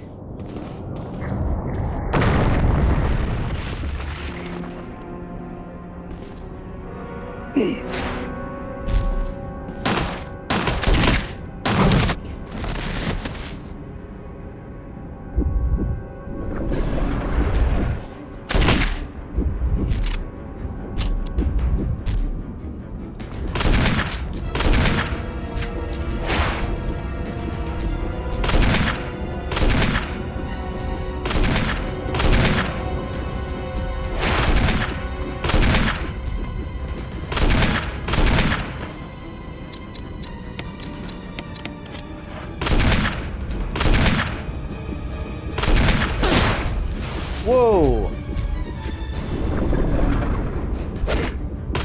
It's kind of amazing that that doesn't one-shot a person.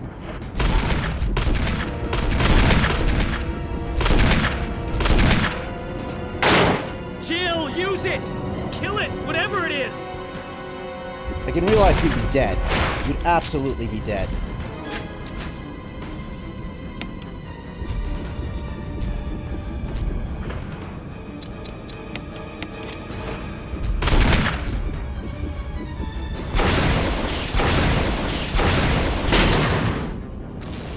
Ooh, subversion!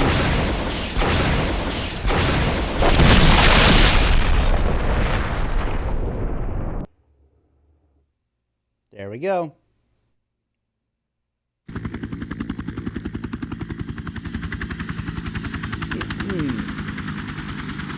Okay.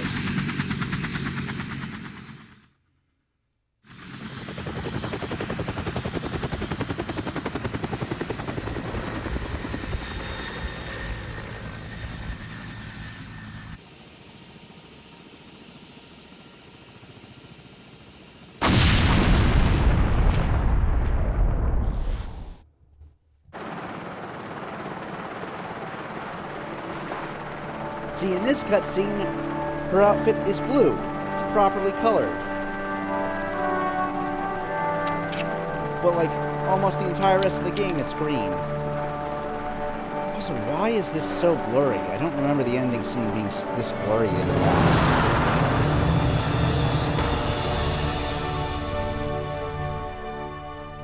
Oh well.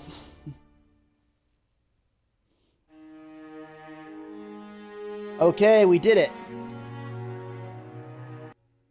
Jill, you did a fine job. Not bad. I've done better, though. Okay.